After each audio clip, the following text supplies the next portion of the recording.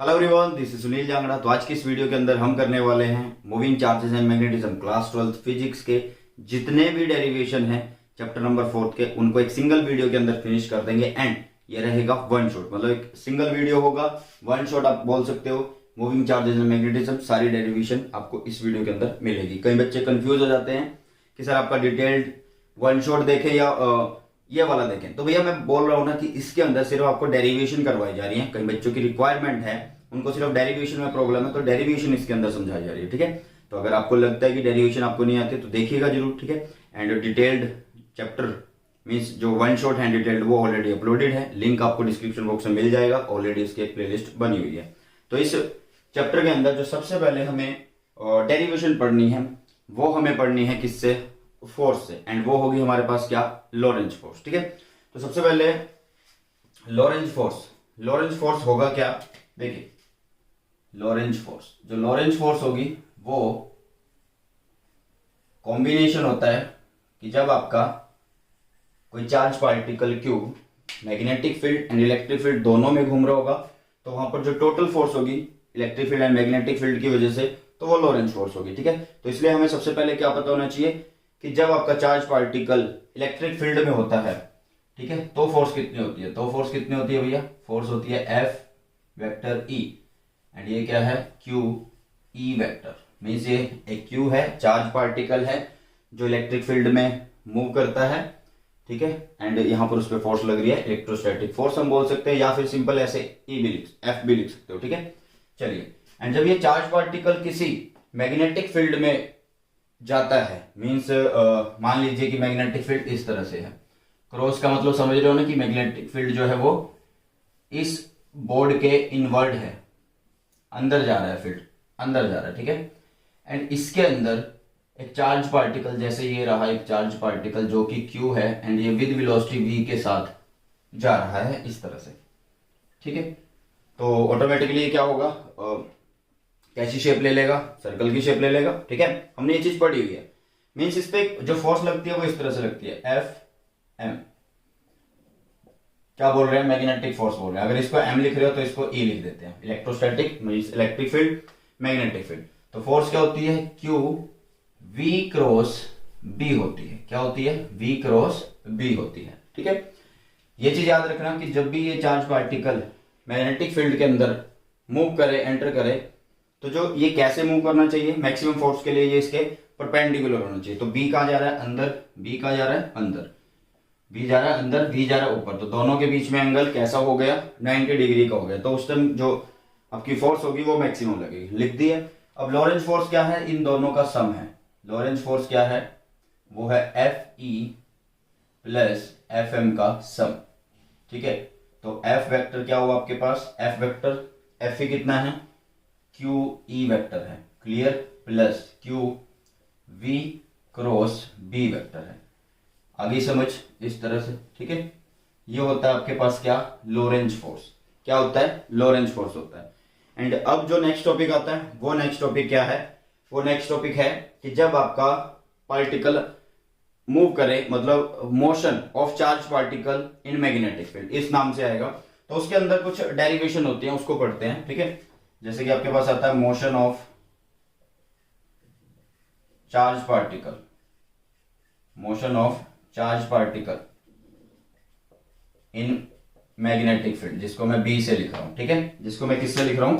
B से लिख रहा हूं, तो इसलिए मैंने इसको लिख दिया बी से। अब सुनिएगा ध्यान से, जब ये चार्ज पार्टिकल है, बी कहां जा रहा है? अंदर जा रहा है, तो एफ, ये लेफ्ट हैंड रूल है, Fleming left hand rule, F B V, F B V. B जा रहा है अंदर, वी जा रहा है ऊपर, तो इसमें फोर्स कहां लग रही है? अंदर की तरफ लग रही है, अंगूठे की तरफ। ठीक है, तो इसमें फोर्स होगी इस साइड।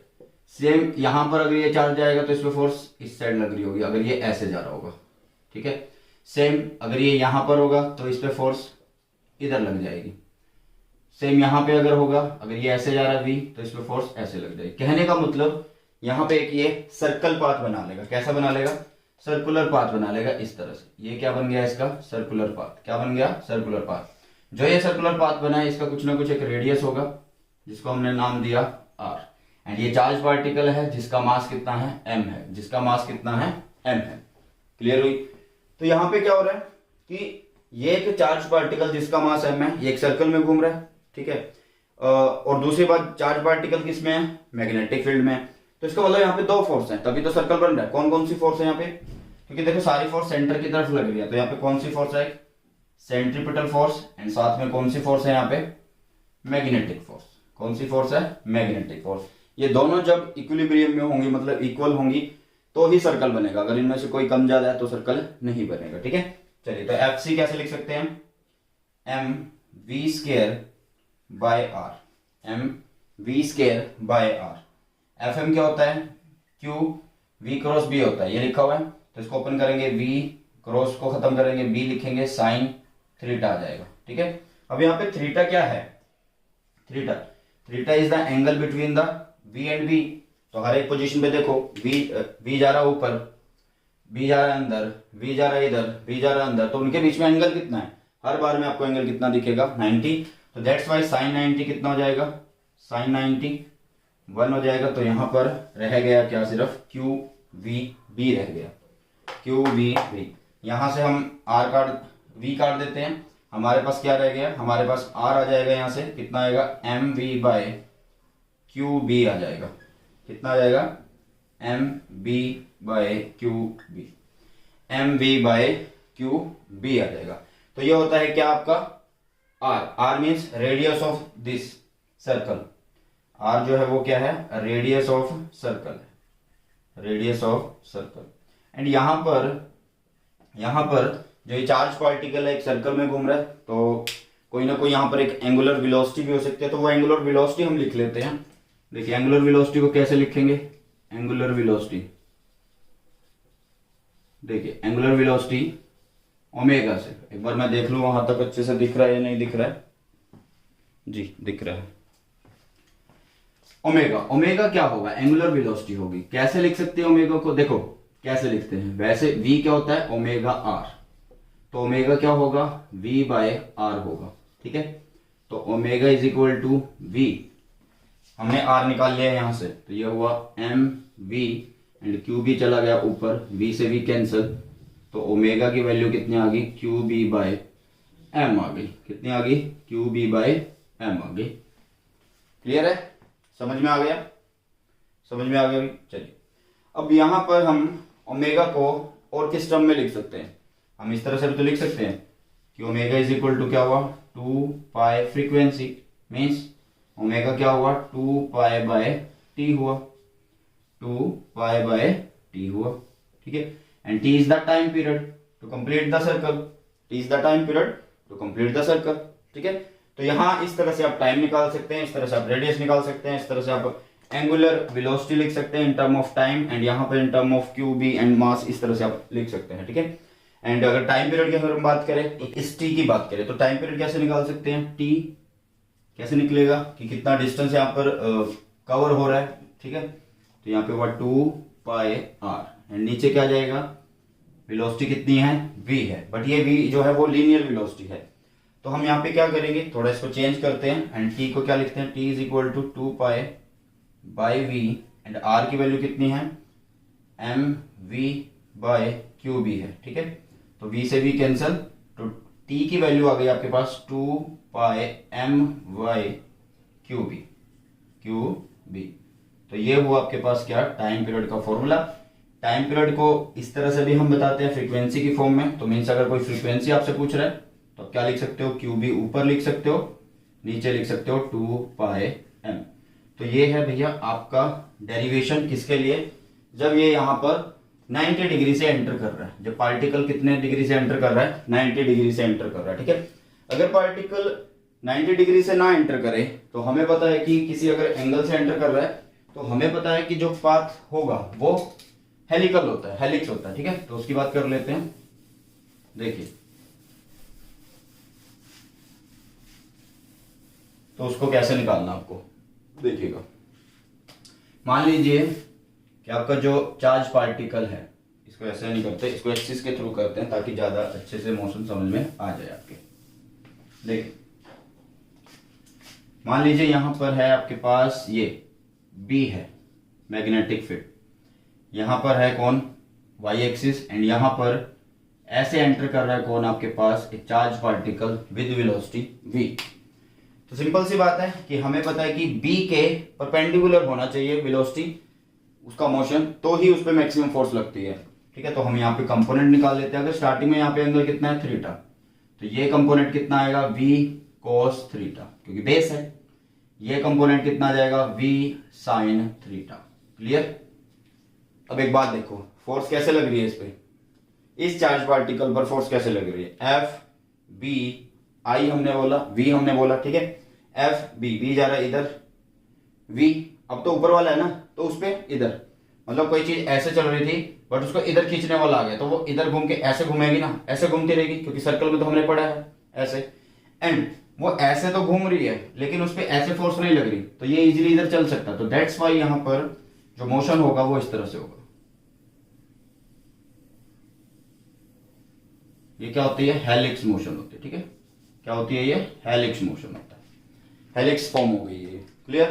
तो यहां पर हमें टाइम पीरियड, वेलोसिटी, ये चीजें निकालनी होती है। ठीक है, तो यहां पर देखो क्या आएगा, जहां पे आर है वहां पे क्या था, M V by Q B, तो यहाँ पे वी का कौन सा वी भैया, ये वाला फोर्स उसी डायरेक्शन में लग रही है, तो दैट्स वाई यहाँ पे हम क्या कर लेंगे, वी साइन थीटा लिख देंगे। यहाँ पे क्या लिख देंगे, वी साइन थीटा लिख देंगे। ठीक है, लिख लेते हैं एक बार, रुकिएगा।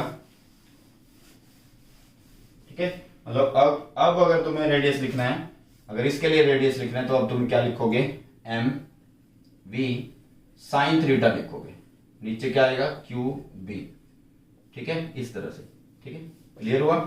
तो यहां से आप आगे जितने भी चीजें हैं वो अपनी निकाल सकते हैं। जैसे देखिए, आगे अगर आपसे निकालना हो, टाइम पीरियड पूछ ले, तो टाइम पीरियड सेम ही फॉर्मूला आएगा। क्यों आएगा, क्योंकि थीटा कितना है यहाँ पे 90 डिग्री है, तो दैट्स वाई टी हमारा वही बनेगा 2 pi M bye Q B बनेगा। कितना बनेगा, 2 pi M bye Q B. ठीक है, एंड एक एक्स्ट्रा चीज आपके पास आएगी, पिच।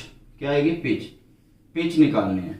ये पिच क्या होगा कि एक सर्कल कवर होकर दूसरा सर्कल बन रहा है, तो उसके बीच में क्या हुआ, एक डिस्टेंस हुआ, वो सेम डिस्टेंस होगा जितना एक सर्कल कवर करने में लग रहा है टाइम पीरियड। ठीक है, तो मतलब डिस्टेंस कैसे निकाल सकते हैं, वेलोसिटी। कौन सी वेलोसिटी, ऐसे डिस्टेंस कवर हो रहा है, तो that's Y x axis v cos time period. ठीक है, तो ये हो गई आपके पास क्या, पिच।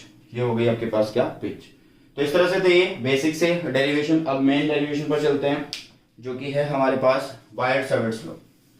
बायट-सैवर्ट्स लॉ पर चलते हैं। ठीक है, एंड बायट-सैवर्ट्स लॉ के अंदर करेंगे बायट-सैवर्ट्स लॉ, फिर उसकी एप्लीकेशन, फिर एम्पियर सर्क्यूटल, सोलेनोइड, टोरॉइड, इस तरह से सारी हम कर लेंगे एंड एक इजी वे में कर लेंगे। ठीक है, चलिए। तो नेक्स्ट आता है आपके पास बायट-सैवर्ट्स लॉ। क्या आता है, बायट-सैवर्ट्स लॉ। देखिएगा, बायट-सैवर्ट्स लॉ।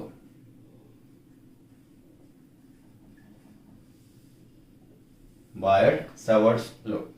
बायट-सैवर्ट्स दो साइंटिस्ट थे, बायट, एक सैवर्ट्स। ठीक है, एंड इन्होंने क्या बताया, इन्होंने बताया कि जब भी आपके पास कोई एक करंट एलिमेंट होता है, मान लीजिए ये एक लेंथ है, ठीक है, ये कोई एक लेंथ है, थोड़ा सा और इसको स्लैंट बना देते हैं, इस तरह से ऐसे बना देते हैं। ठीक है, मान लीजिए यहां से करंट जा रहा है आई, इस पूरे में ऐसे करंट चल रहा है आई, तो यहां पर ये बोला गया कि अगर आपको किसी एक छोटे से पोर्शन की वजह से, किसी एक छोटे से पोर्शन की वजह से, जिसको नाम दिया मैंने ए बी, जिसको नाम दिया मैंने क्या, ए बी, एंड जिसकी लेंथ मैंने बता दी कितनी है, ये लेंथ है कितनी, डीएल लेंथ है। कितनी लेंथ है, डीएल लेंथ है।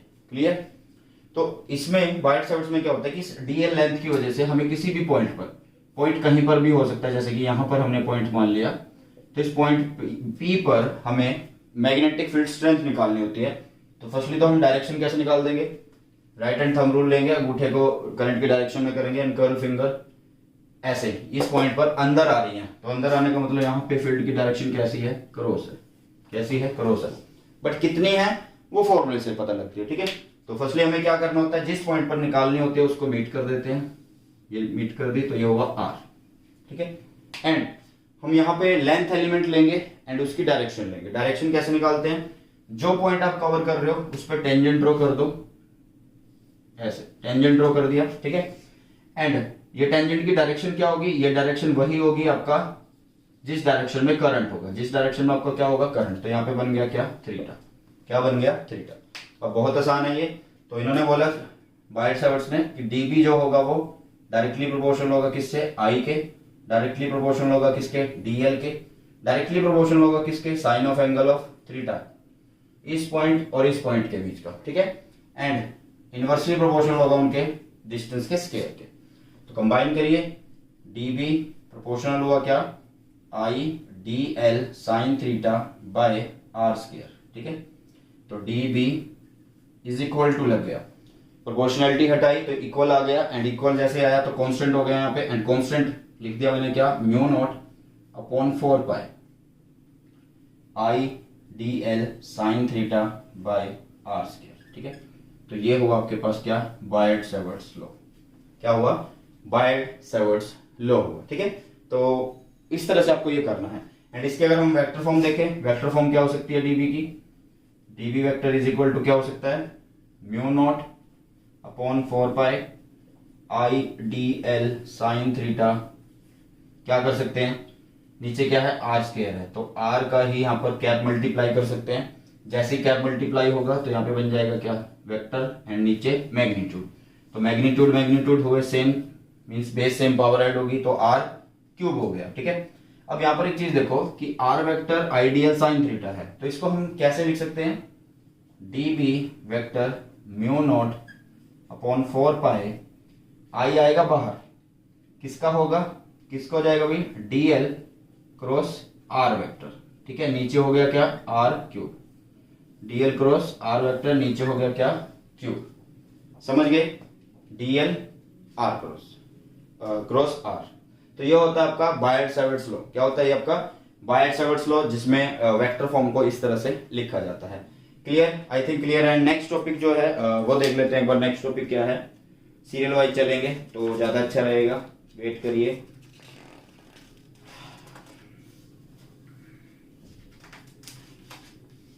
जी, नेक्स्ट टॉपिक जो है इसके बाद इसकी एप्लीकेशन है, एंड वो एप्लीकेशन क्या है, आपके पास एक सर्कुलर कॉइल दे रखी है जिसमें करंट है, एंड उसके अंदर जब करंट जा रहा है तो उसके एक्सिस पर किसी भी पॉइंट पर आपको मैग्नेटिक फील्ड निकालना, तो उसे करते हैं, ठीक है। चलिए,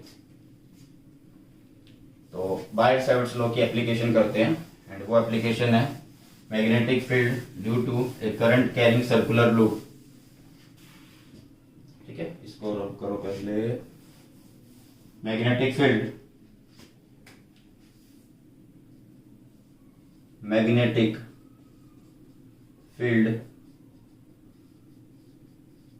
due to current carrying circular loop. और पहला केस क्या होगा, हम इसके एक्सिस पे निकालेंगे। फर्स्ट केस क्या होगा, इसके हम एक्सिस पे निकालेंगे, एक्सिस पर, ऑन एक्सिस, इसके एक्सिस पर, ठीक है। तो सबसे पहले हम क्या करेंगे, यहां पर कॉइल बनाएंगे, ठीक है। कॉइल बनाते हैं, इस तरह से ये कॉइल बना रहा हूं मैं, ध्यान से देखिएगा, इस तरह से बना रहा हूं, यस, ठीक है। ये कॉइल है जिसका ये रहा सेंटर, एंड इस सेंटर से ये रही इसके पास ये एक्सिस, एंड ये इसका कुछ ना कुछ रेडियस होगा जिसको हम नाम दे देते हैं कि ये रेडियस है, और कुछ भी नाम दीजिए, जैसे कि आर लिख दिया, कैपिटल आर लिख दिया, इसका नाम, रेडियस का नाम रख दिया कैपिटल आर। एंड यहां से लेके कहीं भी पॉइंट पी, मान लीजिए यहीं पर इस पॉइंट पी पर मुझे फील्ड निकालना, तो यहां से लेके यहां तक का जो डिस्टेंस है वो है एक्स, क्लियर है।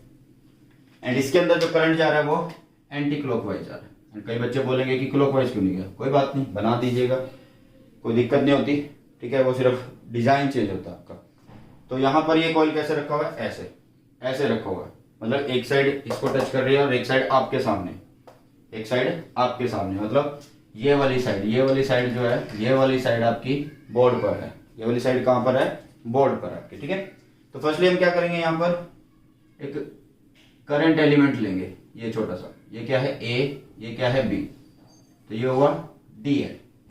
फर्स्टली हमें क्या करना है कि करंट एलिमेंट की डायरेक्शन ढूंढनी है, तो किस डायरेक्शन में हो, जिस डायरेक्शन में करंट जा रहा है, तो करंट कैसे जा रहा है, ऐसे एंटी क्लॉकवाइज है, तो यहां से जब जा रहा होगा तो ऐसे ही चल रहा है ना, तो मीन्स उसी की डायरेक्शन में ऐसे बना दिया हमने, ये क्या है डीएल, ये डीएल बोर्ड पे इधर है, बट इन एक्चुअल क्या है, इधर आपकी तरफ, इधर है ये आपकी तरफ, ठीक है। चलिए, अब उसके बाद यहां से हम पॉइंट मिला देते हैं किसके पास, इसके पास, ये हो गया ऐसे, ठीक है। तो ये हो गया आपके पास डीएल, ये हो गया AB एंड ये होगी एक लेंथ होगी आपके पास, ठीक है। तो इसका और इसका हम क्या कर देंगे, अब यूज करके यहां पर इस लेंथ को निकाल देंगे। ये क्या बन जाएगी, r square plus x square and उसका हो जाएगा क्या, अंडर रूट। क्या हो जाएगा, अंडर रूट हो जाएगा, ठीक है। एक मिनट वेट करिएगा जी।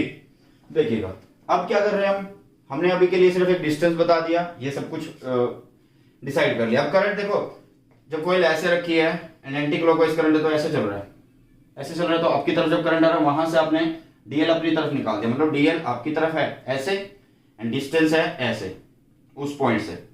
तो इन दोनों के बीच में एंगल दिख रहा है कितना है, इन दोनों के बीच में देखो करंट एलिमेंट ऐसे है, जो डीएल लेंथ है वो ऐसे है, उससे ऐसे लेंथ जा रही है, तो आप इनके बीच में एंगल देखो कितना है, 90 डिग्री का। तो आप यहाँ पे बोल सकते हो कि जो यहाँ पे एंगल होगा वो कितना होगा, जिसको मैं 5 बोल देता हूँ, जो कितना होगा 90 डिग्री होगा। कितना होगा, 90 डिग्री होगा। क्लियर, चलिए अब इसको फाइंड आउट करते हैं।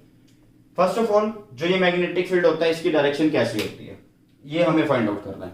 अभी हमने इससे पहले बाइट सॉर्ट लो किया, जिसमें क्या था कि आपके पास एक करंट एलिमेंट था, यहाँ पे पॉइंट पे फील्ड था, ठीक है। तो ये करंट एलिमेंट जिसमें है एंड जिसमें ये डिस्टेंस है उसके परपेंडिकुलर होती है। क्या होती है, उसके परपेंडिकुलर। एंड छोटे से छोटा एंगल हमें कवर करना होता है। छोटा एंगल कौन होगा, यहां से यहां, ठीक है। अगर हम यहां से ऐसे चल के आएंगे तो बड़ा एंगल कवर होगा, छोटा एंगल कैसे कवर होगा, ऐसे कवर होगा, छोटा एंगल ऐसे कवर होगा, ठीक है। कई बंदे बोलेंगे कि ऐसे भी तो कवर हो सकता है छोटा एंगल, ऐसे ऐसे भी तो कवर हो सकता है, लेकिन नहीं, ऐसा नहीं करना आपने। क्यों नहीं करना, क्योंकि फर्स्ट वेक्टर से हमें सेकंड वेक्टर की तरफ आना होता है। कहने का मतलब फील्ड क्या था, इस प्लेन के परपेंडिकुलर था। तो यहाँ पे भी वैसे ही केस है। क्या केस है, देखो डीएल आपकी तरफ आ रहा है, ये रहा ऐसे, तो यहां पर एक प्लेन बन गया, ये प्लेन बन गया। इस प्लेन के परपेंडिकुलर कौन है, फील्ड है। तो इस प्लेन के परपेंडिकुलर मैंने बना दिया क्या, फील्ड, जो कि है डीबी। क्लियर, ऐसे है, मीन्स यहाँ पे ये हुआ 90 डिग्री है।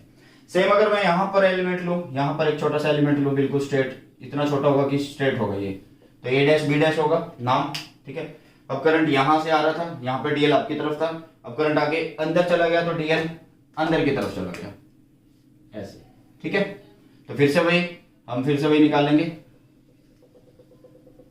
मैच कर देंगे इसको, ठीक है। एंड फिर से वही कि इस प्लेन के क्या होगा, परपेंडिकुलर होगा, इस प्लेन के क्या होगा, परपेंडिकुलर होगा, क्या होगा, डीबी डैश बोल देंगे। एक नया फील्ड होगा, उतनी ही लेंथ के लिए उतना ही करंट वहां से जा रहा है, तो सेम ही होगा लगभग, तो दैट्स वाई उसको नाम चेंज किया बस, और कुछ नहीं। तो यहां पर एक बात देखो, यहां पर अब एक बात देखो कि अब हम क्या कर सकते हैं, यहाँ पे फील्ड एक इधर जा रहा है, एक इधर जा रहा है, तो यहां पर हमें क्या करना पड़ेगा, रिजोल्व करना पड़ेगा फील्ड को, ठीक है। तो डायग्राम बन चुका आपके पास। अब हमें यहाँ पे देखिए क्या चीज हमने देख ली कि यहाँ पे ये प्लेन है, इस प्लेन के परपेंडिकुलर ये मैग्नेटिक फील्ड है, इसी तरह ये प्लेन है नीचे, उसके परपेंडिकुलर ये मैग्नेटिक फील्ड है। तो मैग्नेटिक फील्ड के यहाँ पर हम ये ऐसे इस तरह से है, मतलब ये ऐसे जा रहा है, ऐसे दिख रहा है ना, बट इस कॉइल के ये फील्ड ऐसे है, तो मतलब हम कंपोनेंट में रिजोल्व कर लेते हैं इसको। तो दो कंपोनेंट यहाँ पे बनेंगे, एक कहाँ बनेगा, एक कंपोनेंट यहाँ पे बनेगा, एक कंपोनेंट यहाँ पे बनेगा, एंड इसी तरह नीचे वाले के लिए एक कंपोनेंट इधर, एक कंपोनेंट नीचे की तरफ, ठीक है। तो firstly you have to find angle. चलिए एंगल निकाल लेते हैं। अगर मैं बोलूं कि यहां पर जो एंगल है, यहां पर ये एंगल है, इसको मैं नाम दे दूं थीटा, तो क्या ये एंगल थीटा हो सकता है, मीन्स अगर ये एंगल थीटा है तो क्या ये एंगल थीटा हो सकता है। सेम वही कि अगर ये थीटा है तो क्या ये थीटा हो सकता है, हो सकता है। कैसे कि देखिए अगर मैंने ये थीटा मान लिया तो ये टोटल कितना था 90, तो ये कितना हुआ 90 माइनस थीटा। अगर मैं इसको थीटा लिखता हूं तो इन दोनों को जल्दी से चेक करिए, तो 90 माइनस थीटा प्लस थीटा 90 ही बच रहा है। उधर भी वही कंडीशन चेक करिए, 90 माइनस थीटा प्लस थीटा 90 ही बच रहा है, ठीक है। क्लियर, चलिए तो इस तरह से आप बोल सकते हैं कि थीटा ये थीटा, ठीक है। एंड इसको नाम रख देते हैं ओ, ये हो गया आपके पास पी। क्लियर, तो यहां पे हम कंपोनेंट निकालेंगे एंड कंपोनेंट आपके कहां कहां जाएंगे, कहां कहां आपके कंपोनेंट जाएंगे।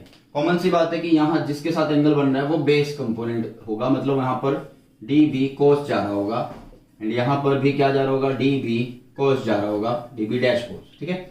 इधर आपका परपेंडिकुलर है तो ये डी बी साइन थीटा, नीचे डी बी ए साइन थीटा। मतलब कहने का मतलब जो आपके कॉस कंपोनेंट है वो अपोजिट डायरेक्शन में, एक ऊपर एक नीचे, तो ये इनको कर देंगे कट, इनको कर देंगे कट। आपके पास क्या आ गया कि जो टोटल मैग्नेटिक फील्ड है वो किसकी वजह से है, वो सिर्फ साइन कंपोनेंट की वजह से है। ठीक है, तो सबसे पहले हम लिखेंगे क्या, according to Biot Savart's law, Biot Savart's law, Biot Savart's law क्या होगा भाई, देखो आपको पता है कि dB क्या होता है, mu naught upon 4 pi I D L sign किस किस का एंगल, जो आपका लेंथ है वो एंड जो आपका डीएल है वो लेंथ कौन है, ये डीएल के बीच में ये एंगल कितना बताया था मैंने आपको 90, तो साइन 90 लिख देंगे यहाँ पे। एंड नीचे आ गया डिस्टेंस का स्क्वायर, डिस्टेंस कितना है इसका स्क्वायर करेंगे तो ये बचा क्या R square plus X square and under root उसका कैंसिल हो गया स्क्वायर से, एंड साइन 90 क्या हो गया 1 हो गया। क्लियर, ये हुआ आपके पास क्या डीबी की वैल्यू। एंड यहां पर हमने देख लिया कि जो टोटल मैग्नेटिक फील्ड है वो ओनली साइन कंपोनेंट की वजह से है, तो हम यहां पे लिखेंगे total magnetic field, total magnetic field. तो जिसको कैसे लिख सकते हैं कि ये क्या होगा बी, हम डी बी साइन थीटा को जोड़ दें, means with the help of integration इनको जोड़ सकते हैं। तो डीबी की वैल्यू ये रही एंड साइन थीटा हम किसी एक ट्रायंगल राइट एंगल ट्रायंगल से निकाल लेंगे, तो यहां पे बनेगा बी क्या integration DB, DB is mu naught upon 4 pi I D L upon R square plus X square and साथ में है साइन थीटा। साइन थीटा कहां से निकाल सकते हैं, आप ऊपर वाले ट्रायंगल से निकाल लो या नीचे वाले ट्रायंगल से निकाल लो, आपकी मर्जी है, राइट एंगल ट्रायंगल होना चाहिए। तो देखो ये रहा एंगल, एंगल के सामने कौन है ये परपेंडिकुलर, ये हाइपोटेन्यूज। तो सिंपल है कि साइन थीटा की जो वैल्यू होगी, साइन थीटा की जो वैल्यू होगी वो क्या होगी perpendicular, perpendicular is capital R and hypotenuse वो कितना है R square plus X square का 1/2 होगा।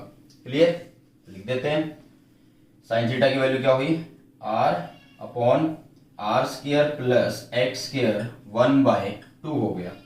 अब यहां पर देखो ये बेस सेम हो गए तो पावर ऐड हो जाएगी, बेस सेम हुई तो पावर ऐड हुई, इसकी पावर 1 इसकी 1/2, तो 1 + 1/2 इस 3/2। ठीक है, 3/2 हो गया। तो यहां पर हम इसको कैसे लिख सकते हैं कि b जो है mu naught upon 4 pi I बाहर आया, नीचे क्या हो गया R square plus X square 3/2, integration होगी किसकी डीएल की। ठीक है, इंटीग्रेशन होगी किसकी डीएल की, सिंपल हुई। अब देखो यहां पर इंटीग्रेशन जब आप करोगे तो क्या बनेगी, इंटीग्रेशन जब आप कर रहे होंगे तो यहां पर इंटीग्रेशन क्या बन जाएगा आपके पास, 1 मिनट रुकिएगा भैया फोन यहीं पर रह गया है। तो देखिए इसके अंदर अब इंटीग्रेशन ऑफ डीएल, डीएल मतलब इस डीएल को पूरे को जोड़ रहे हैं तो क्या बनेगी लेंथ। देखो हम कहां से स्टार्ट करें, कहीं से भी अगर स्टार्ट कर रहे होंगे, अगर आप लिमिट लगाना चाहते हो 0 से स्टार्ट करेंगे एंड पूरी चक्कर खत्म कर देंगे तो आप कितनी लेंथ कवर कर रहे हो 2 पाई आर। तो इंटीग्रेशन यहां पर जब डीएल की होगी तो वो क्या बन जाएगी 2 पाई radius and radius is capital are. तो देखो 2 पाई इससे कट गया, यहाँ पे आ गया 2। ठीक है, तो आपके पास क्या बन गया, आपके पास बन गया कि b की वैल्यू कितनी हुई म्यू नॉट आई एंड साथ में यहाँ पे हुआ क्या r, कितना हुआ r हुआ, कोई चीज रही तो नहीं यहाँ पे, ये हुआ आई, ये हुआ दिस। ठीक है, तो mu naught r upon 2 and यहां पर हो गया क्या आपके पास R square plus X square 3/2 हो गया। क्लियर, तो ये हो आपके पास फॉर्मूला किसका भैया, ये हो गया फॉर्मूला आपका किसका फॉर्मूला मैग्नेटिक फील्ड का। ठीक है, और आइडियल था 4 pi R square plus X square हुआ, mu naught ideal 4 pi R square plus X square हुआ, ये आपका क्या हुआ परपेंडिकुलर, वो आपका हाइपोटेन्यूज हुआ r/x square R square plus X square 1/2, base same हुआ, पावर ऐड होगी तो 3/2 हो गया and mu naught upon 4 pi बाहर आ गया, आई बाहर आ गया, आर बाहर आ गया, आर भी तो बाहर आना था, ये आर बाहर आना था यहाँ पे। ठीक है, तो ये आर बाहर आया तो ये आर स्क्वायर हो गया, यहाँ पे क्या हो गया आर स्क्वायर हो गया, b is equal to mu naught I R square हो गया। ठीक है, अब ये फॉर्मूला बिल्कुल सही है। ठीक है, तो ये होता है आपका क्या magnetic field due to current carrying circular loop on axis. But अगर आप कोई बोल दे कि एट सेंटर आपको निकालना है, कहाँ निकालना है, एट सेंटर अगर बात करें एट सेंटर, तो एट सेंटर आप कैसे कर सकते हैं, एट सेंटर का मतलब कि आपका ये पॉइंट कहां पर होगा, यहां पर होगा, ये पॉइंट कहां पर होगा, यहां पर होगा ना, यही बात बोल रहा हूं। चलिए तो एट सेंटर निकालते हैं, एट सेंटर, एट सेंटर क्या होगा, ध्यान दे इधर सेंटर में क्या हो सकता है कि आपका जो ये चीज है ये यहां पर आ जाए, इसका मतलब x की वैल्यू 0, तो इसका मतलब b की वैल्यू कितनी आ गई, mu naught I R square upon आ गया आपके पास क्या, इसकी वैल्यू 0, तो आर स्क्वायर है 3/2, तो बचेगा क्या, सिर्फ 2r³ एंड ये स्क्वायर इससे कट गया, तो आपके पास क्या बचा, mu naught I upon 2r। ये हुआ आपके पास क्या, मैग्नेटिक फील्ड हुआ, किसकी वजह से, सर्कुलर कॉइल एंड उसके सेंटर पे हुआ जाके, तो हुआ क्या आपके पास, mu naught I upon 2r। तो इसे आगे करते हैं अब ACL एंड उसकी एप्लीकेशन, तो इसको एक बार नोट कर लीजिएगा, करते हैं। तो चलिए आगे करते हैं ACL। ACL में एम्पियर सर्किटल लॉ, उसका फॉर्मूला पढ़ेंगे एंड साथ में हम पढ़ेंगे उसकी एप्लीकेशन, जो कि एक स्ट्रेट कंडक्टर की वजह से आपके पास आती है, दूसरी सोलेनॉइड की वजह से आती है, एंड जो थर्ड है आपके पास वो टोरॉइडल सोलेनॉइड की वजह से आती है, जिसको आप टोरॉइड भी बोल सकते हैं। ठीक है, तो सबसे पहले पढ़ते हैं ACL। ACL क्या होता है, एम्पियर सर्किटल लॉ। ठीक है, एंड ये जो एम्पियर सर्किटल लॉ है ये गॉस थ्योरम की तरह है, जो हमने फर्स्ट चैप्टर के अंदर पढ़ी थी। ठीक है, देखिए ACL, amperes circuital law, ampere circuital law क्या कहता है ये लॉ, देखिए जैसे कि आपने एक कंडक्टर लिया लाइक दिस, ये क्या है आपके पास, एक कंडक्टर है, तो इस कंडक्टर में करंट जा रहा है क्या, I, एंड इसके अराउंड में क्या बन चुका है, मैग्नेटिक फील्ड बन चुका है, जिसको हम किस तरह से बना सकते हैं, इस तरह से, ये बना दिया आपने क्या, मैग्नेटिक फील्ड। ठीक है, ये बना दिया आपने क्या, यहाँ पे मैग्नेटिक फील्ड बना दिया इस तरह से। क्लियर है इतनी चीज। इसकी डायरेक्शन क्या होगी, राइट हैंड थंब रूल करो, अंगूठा जो है आपका थंब है करंट की डायरेक्शन में करो, जो कर्ल फिंगर है वो आपकी मैग्नेटिक फील्ड को शो करेंगे। ठीक है, लाइक दिस, इस तरह से आप कर सकते हैं। अब यहाँ पे एम्पियर सर्किटल लॉ ने क्या किया कि उन्होंने क्या किया कि इस ये जो सर्कल बन रहा है मीन्स यहाँ पर एक छोटी सी लेंथ ली AB, ठीक है, जिसको DL बोला, क्या बोला, DL बोल दिया, एंड इस DL के साथ यहां पर चेक किया कि क्या है, यहाँ पर मैग्नेटिक फील्ड है, यहाँ पर क्या है, मैग्नेटिक फील्ड, जो कितना है, B वेक्टर है। ठीक है, कितने डिस्टेंस पर, कंडक्टर से कुछ डिस्टेंस R पर, एंड इसी तरह अगर उसने सारी जगह चेक किया, पूरे सर्कल पर इस तरह से चेक किया, तो वो एक पूरी सर्कमफेरेंस को क्या कर रहा है, जोड़ रहा है, मतलब एक लाइन है उसको वो बार बार जोड़ रहा है, उसके ऊपर क्या चीज जोड़ रहा है, मैग्नेटिक फील्ड जोड़ रहा है। तो यहां पर हम सिंपली लिख सकते हैं the line integration of magnetic field, the line integration of magnetic field B dot DL is equal to mu naught I enclosed. Enclosed क्या होगा कि कितना करंट इस लूप से थ्रेड हो रहा है, कितना करंट यहां से जा रहा है, उसको हम लिखेंगे। ठीक है, तो I लिख सकते हो, वो कोई खास बात नहीं है। ठीक है, मीन्स I का मतलब पता होना चाहिए, तो B डॉट DL क्या आ गया आपके पास, म्यू नॉट I आ गया, एंड ये जो जीरो लगा हुआ इंटीग्रेशन के ऊपर, ये किसको शो कर रहा है, ये क्लोज पाथ को शो कर रहा है कि यहाँ पर हमने इस पाथ को कैसा लिया है, क्लोज लिया है। ठीक है, तो ये होता है कि आपके पास एम्पियर सर्किटल लॉ, एंड इसके बाद हमें जो फाइंड आउट करना वो करना है magnetic field, magnetic field due to a straight conductor, magnetic field due to a straight conductor. ठीक है, तो ये कंडक्टर साइड में बना ही हुआ है, इसी को कंसिडर कर लेते हैं कि आपके पास एक कंडक्टर है जिसमें I करंट जा रहा है, एंड यहाँ पर एक लूप बन रहा है जिसके ऊपर हम एक क्या चेक करते हैं, मैग्नेटिक फील्ड चेक करते हैं छोटी छोटी लेंथ के ऊपर। ठीक है, तो अकॉर्डिंग टू ACL, देखिए अकॉर्डिंग टू ACL क्या होगा कि आपके पास जो इंटीग्रेशन है B डॉट DL वो किसके इक्वल होगा, म्यू नॉट I के इक्वल होगा। ठीक है, जितना करंट यहां से जा रहा है, कितना करंट यहां से जा रहा है, I करंट जा रहा है, यहां से कितना करंट जा रहा है, I करंट जा रहा है, B डॉट DL। इसको लेफ्ट हैंड साइड को सॉल्व करें तो क्या बनेगा, डॉट ओपन हो जाएगा किसके अंदर, B DL cos थीटा के अंदर, एंड ये हुआ आगे म्यू नॉट आई हो गया। यहाँ पर हमें क्या करना है, थीटा को फाइंड आउट करना है, एंड यहाँ पर थीटा में लिखता हूँ कितना, 0 डिग्री। कितना लिखता हूँ यहाँ पे मैं थीटा, 0 डिग्री। ऐसा क्यों है, क्योंकि देखिए यहाँ पर ध्यान से देखिए कि करंट जा रहा है एंड उसके साथ में क्या बन रहा है, मैग्नेटिक फील्ड बन रहा है। तो आपको क्या करना है, जो आप लेंथ कंसीडर कर रहे हो उसको चेक करिए, किसकी डायरेक्शन में आपको कंसीडर करनी है, वो मैग्नेटिक फील्ड की डायरेक्शन में ही कंसीडर करनी है। तो लेंथ अंदर उस सर्कल पे कैसी है, ऐसे, ठीक है। कहीं पे भी चेक कर लीजिए, मान लीजिए सर्कल ऐसे आ रहा है तो यहाँ पे चेक करिए लेंथ ऐसे, एंड मैग्नेटिक फील्ड के बीच में एंगल 0 डिग्री, ठीक है। तो यहाँ पे थीटा लिखा हमने 0 डिग्री, दैट्स व्हाई यहाँ cos 0 हो गया 1, तो मिलेगा b, बाहर कर दिया, इंटीग्रेशन किसका, dl का, एंड ये हुआ म्यू नॉट आई मींस करंट। तो यहां से हम b की वैल्यू निकालेंगे, तो b इंटीग्रेशन ऑफ dl का मतलब इसको हम जोड़ रहे हैं, इसकी लेंथ को जोड़ रहे हैं, तो कितनी लेंथ होगी, 2 पाई, रेडियस हो जाएगी, एंड रेडियस हमने लिया कितना, r, तो म्यू नॉट आई, तो मींस यहां से आपके पास b की वैल्यू कितनी होगी, mu naught I upon 2 pi r, upon 2 pi r। ये हुआ आपके पास क्या, b means magnetic field due to straight conductor, जो आपके पास यहाँ पे शो हो रहा है, ठीक है। तो नेक्स्ट चलते हैं सोलेनॉइड के ऊपर। सोलेनॉइड क्या होता है, ठीक है, ये चीज हमने ऑलरेडी पढ़ रखी है कि सोलेनॉइड क्या होता है, एंड टॉरॉइडल सोलेनॉइड क्या होता है ये भी पढ़ रखा है, तो इनको बार बार नहीं पढ़ेंगे, सिर्फ डेरिवेशन पर ध्यान देंगे, ठीक है। चलिए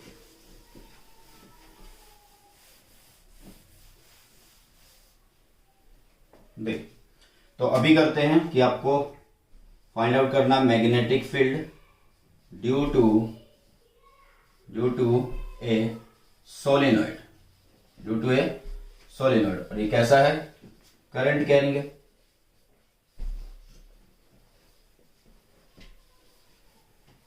ठीक है। Magnetic field due to solenoid current carrying है, ये मींस इसके अंदर करंट है।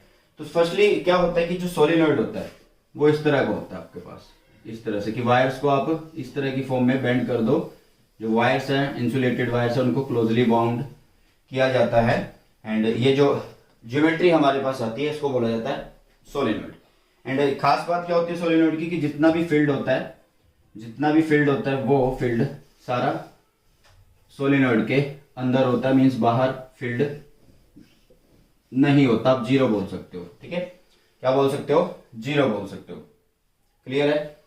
यहां से फील्ड ऐसे एंटर कर रहा है एंड वहां से आउट कर रहा है, मीन सारा फील्ड इसके बीच में होता है। बाहर आप नॉन यूनिफॉर्म बोल सकते हो, नॉन यूनिफॉर्म फील्ड होता है, जिसको हम एक तरह से क्या कह सकते हैं कि यहाँ पे बी कितना होता है, जीरो होता है, बी कितना होता है यहाँ पे, जीरो होता है। चलिए, तो यहां पर हम क्या करेंगे, इसके अंदर हम क्या करेंगे कि सोलेनॉइड के अंदर अब लेंथ को कवर करना पड़ेगा। कौन सी लेंथ को, जो इसकी मिड में है लेंथ, मीन्स इसके जो कोर में जो लेंथ है उसको हम कवर करेंगे। तो हम यहाँ क्या कर सकते हैं कि यहाँ पर हम एक लूप ले लेंगे। कैसा लूप लेंगे, रेक्टेंगुलर लूप लेंगे। कैसा लूप लेंगे, रेक्टेंगुलर लूप लेंगे, इस तरह से। ये हमने क्या किया, एक रेक्टेंगुलर लूप ले लिया इस तरह से। तो ये नाम दिया ए, ये नाम दिया बी, ये नाम दिया सी, एंड ये नाम हो गया इसका डी। तो कहने का मतलब हम यहाँ पर 4 लेंथ के साथ डील करेंगे, 4 लेंथ एलिमेंट के साथ, 1 2 3 एंड 4 के साथ कर देंगे, ठीक है। एंड यहां पर हमने क्या किया है कि जो ये लेंथ ली है उसकी वैल्यू कितनी है, वो एल है, स्मॉल एल है, क्लियर।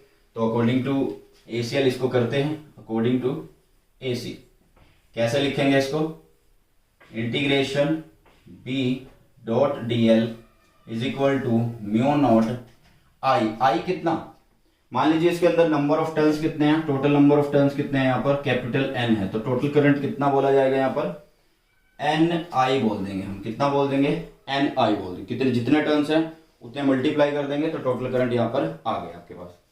अब इसको ओपन करेंगे, तो लिखेंगे B D L cos theta, and यहां पर इसको अब हम 4 टाइम्स लिख सकते हैं, ए बी के लिए, बी सी के लिए, सी डी के लिए, एंड डी ए के लिए, ठीक है। मीन्स ऐसे लिखिए आप, थोड़ा सा इधर शिफ्ट करते हैं, ये हुआ A B plus integration B D L cos theta, क्या हुआ आपके पास B C, plus integration B D L cos theta, आपके पास क्या हुआ C D, plus integration B D L cos theta आपके पास क्या हुआ, डी ए हुआ, एंड इज इक्वल टू हो गया mu naught, N is the total number of turns and I is the current. तो टोटल करंट यहाँ पे हमने लिख दिया। अब इसके बाद हमें थीटा फाइंड आउट करना है। First case A B, length ऐसे है, फील्ड भी वहीं से जा रहा है, तो थीटा कितना होगा यहाँ पे 0 डिग्री होगा, ठीक है। दूसरे केस में थीटा कितना है, साफ दिख रहा है, फील्ड ऐसे जा रहा है, लेंथ ऐसे है, तो 90 डिग्री हुआ। इस केस में क्या है, इस केस में आपके पास, इस केस में लेंथ कैसे है, ऐसे ऐसे है लेंथ ये, ठीक है। एंड वैसे भी बाहर क्या होगा, यहाँ पे फील्ड 0 होता है, तो ये पोर्शन 0 हो गया वैसे भी। एंड यहाँ पे क्या है, यहाँ पर देखिए यहाँ पे कितना है 90, 180, 270, यहाँ पे हो गया थीटा कितना 270, क्लियर, कितना हुआ 270 हुआ। इतनी चीज समझ में आ गई। चलिए, तो कौन सी चीज यहाँ पर बचती है, ये भी 0, ये भी 0, ये भी 0, तो बचा कौन, सिर्फ फर्स्ट वाला, एंड उसको लिख दिया हमने क्या, B D L cos theta कितना हो गया 0, थीटा 0 रखा तो कोस थीटा 1 हो गया ये पूरा, तो बचा क्या, B D L is equal to mu naught total number of turns and I. B आ गया बाहर, इंटीग्रेशन करेंगे डीएल की, एंड ये हुआ mu naught N I, mu naught N I. तो इंटीग्रेशन ऑफ डीएल किसको जोड़ रहे हैं, इसी लेंथ को ही तो हम छोटा छोटा जोड़ रहे हैं, तो ये पूरी लेंथ कितनी मिलेगी मुझे, एल मिल जाएगी। तो यहां पे लिख दिया मैंने क्या, B L is equal to mu naught N I, and ये एल चला गया इस एन के नीचे, तो देखिए N by L means total number of turns per unit length बोल दिया, तो मीन्स एन बाई एल क्या हो गया, स्मॉल एन हो गया, तो that's why B is equal to mu naught N I बोला जाएगा, B is equal to mu naught N I बोला जाएगा। क्लियर है, क्लियर है। तो ये हुआ आपका क्या, magnetic field due to current carrying solenoid, and ये है इसके इनसाइड कि कितना फील्ड होता है। अगर कोई आपसे इसके एंड्स पर पूछे, अगर एंड्स पर पूछे तो आपने सिंपली क्या कर देना है, 1/2 कर देना है, बी नॉट, इस बी को मीन्स म्यू नॉट एन आई को कर दोगे आप, तो यहाँ पे लिखेंगे म्यू नॉट एन आई लिखेंगे, ठीक है। तो ये हुआ आपके पास क्या, सोलिनॉइड की वजह से फील्ड उसके अंदर, कोर के अंदर, मीन्स उसके कोर में कैसा फील्ड है, एंड साथ में उसके एंड्स पर, ठीक है। एक बार नोट कर लो इसको जल्दी से फटाफट। चलिए जी, तो सोलिनॉइड के लिए मैग्नेटिक फील्ड क्या होता है वो फाइंड आउट कर लिया। अब हमें फाइंड आउट करना पड़ेगा टोरॉइडल सोलिनॉइड की वजह से, या फिर आप टोरॉइड बोल सकते हो। एंड सोलिनॉइड एंड टोरॉइड के बीच में कोई डिफरेंस नहीं है, सिर्फ शेप का डिफरेंस है और कोई डिफरेंस नहीं है। तो इसके अंदर आपका जो बी है वो सेम आने वाला है, जैसे म्यू नॉट एन आई आया है इसमें, तो सेम एक्सप्रेशन आएगा आपके पास। तो अभी फाइंड आउट करेंगे उसे, तो फिर आपको पता लगेगा कि जो रिजल्ट है वो तो बिल्कुल सेम है, सिर्फ शेप का फर्क है। तो यहां पर लिखेंगे magnetic field due to a toroid या फिर टोरॉइडल सोलिनॉइड,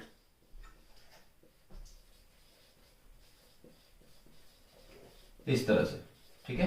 टोरॉइडल सोलिनॉइड कैसा होता है शेप में, कि जैसे आपके पास एक कोर है ऐसे, यहां पर इस तरह से ये, एंड इसके ऊपर क्या किया होता है, वाइंडिंग की होती है इस तरह से, थोड़ी सी शेप इस तरह से बनाइए,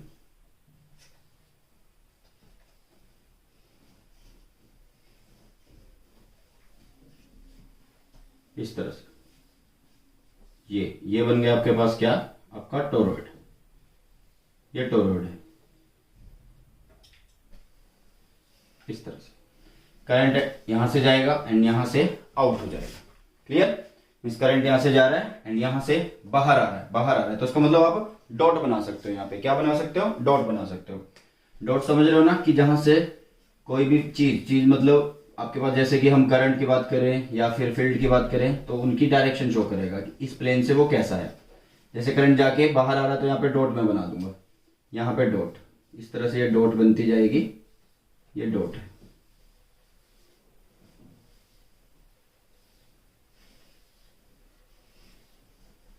ये डॉट, क्लियर। अब यहां से करंट निकल के यहां अंदर जा रहा है, तो यहां पे बना देंगे हम क्या, क्रॉस बना देंगे यहाँ पे, ठीक है, यहाँ पे बनाएंगे क्रॉस। तो ये एक शेप है जो आसान कर देती है आपको ये एक्सप्रेशन समझने के लिए। तो यहां पे बना देते हैं क्रॉस के सिंबल, ये क्रॉस,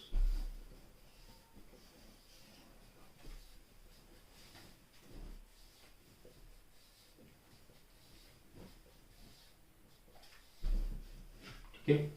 एंड ये बेशक से आप ये जो वाइंडिंग्स है इसको भी रब कर दो, क्योंकि अभी के लिए हमारे पास सिर्फ क्या है, इसका फ्रंट व्यू आप लगाइए इसको या फिर टॉप व्यू सोच लीजिए, वो तो डिपेंड करता है ना कि किस तरह से आपने इस सोलिनॉइड को रखा हुआ है, टोरॉइडल सोलिनॉइड को।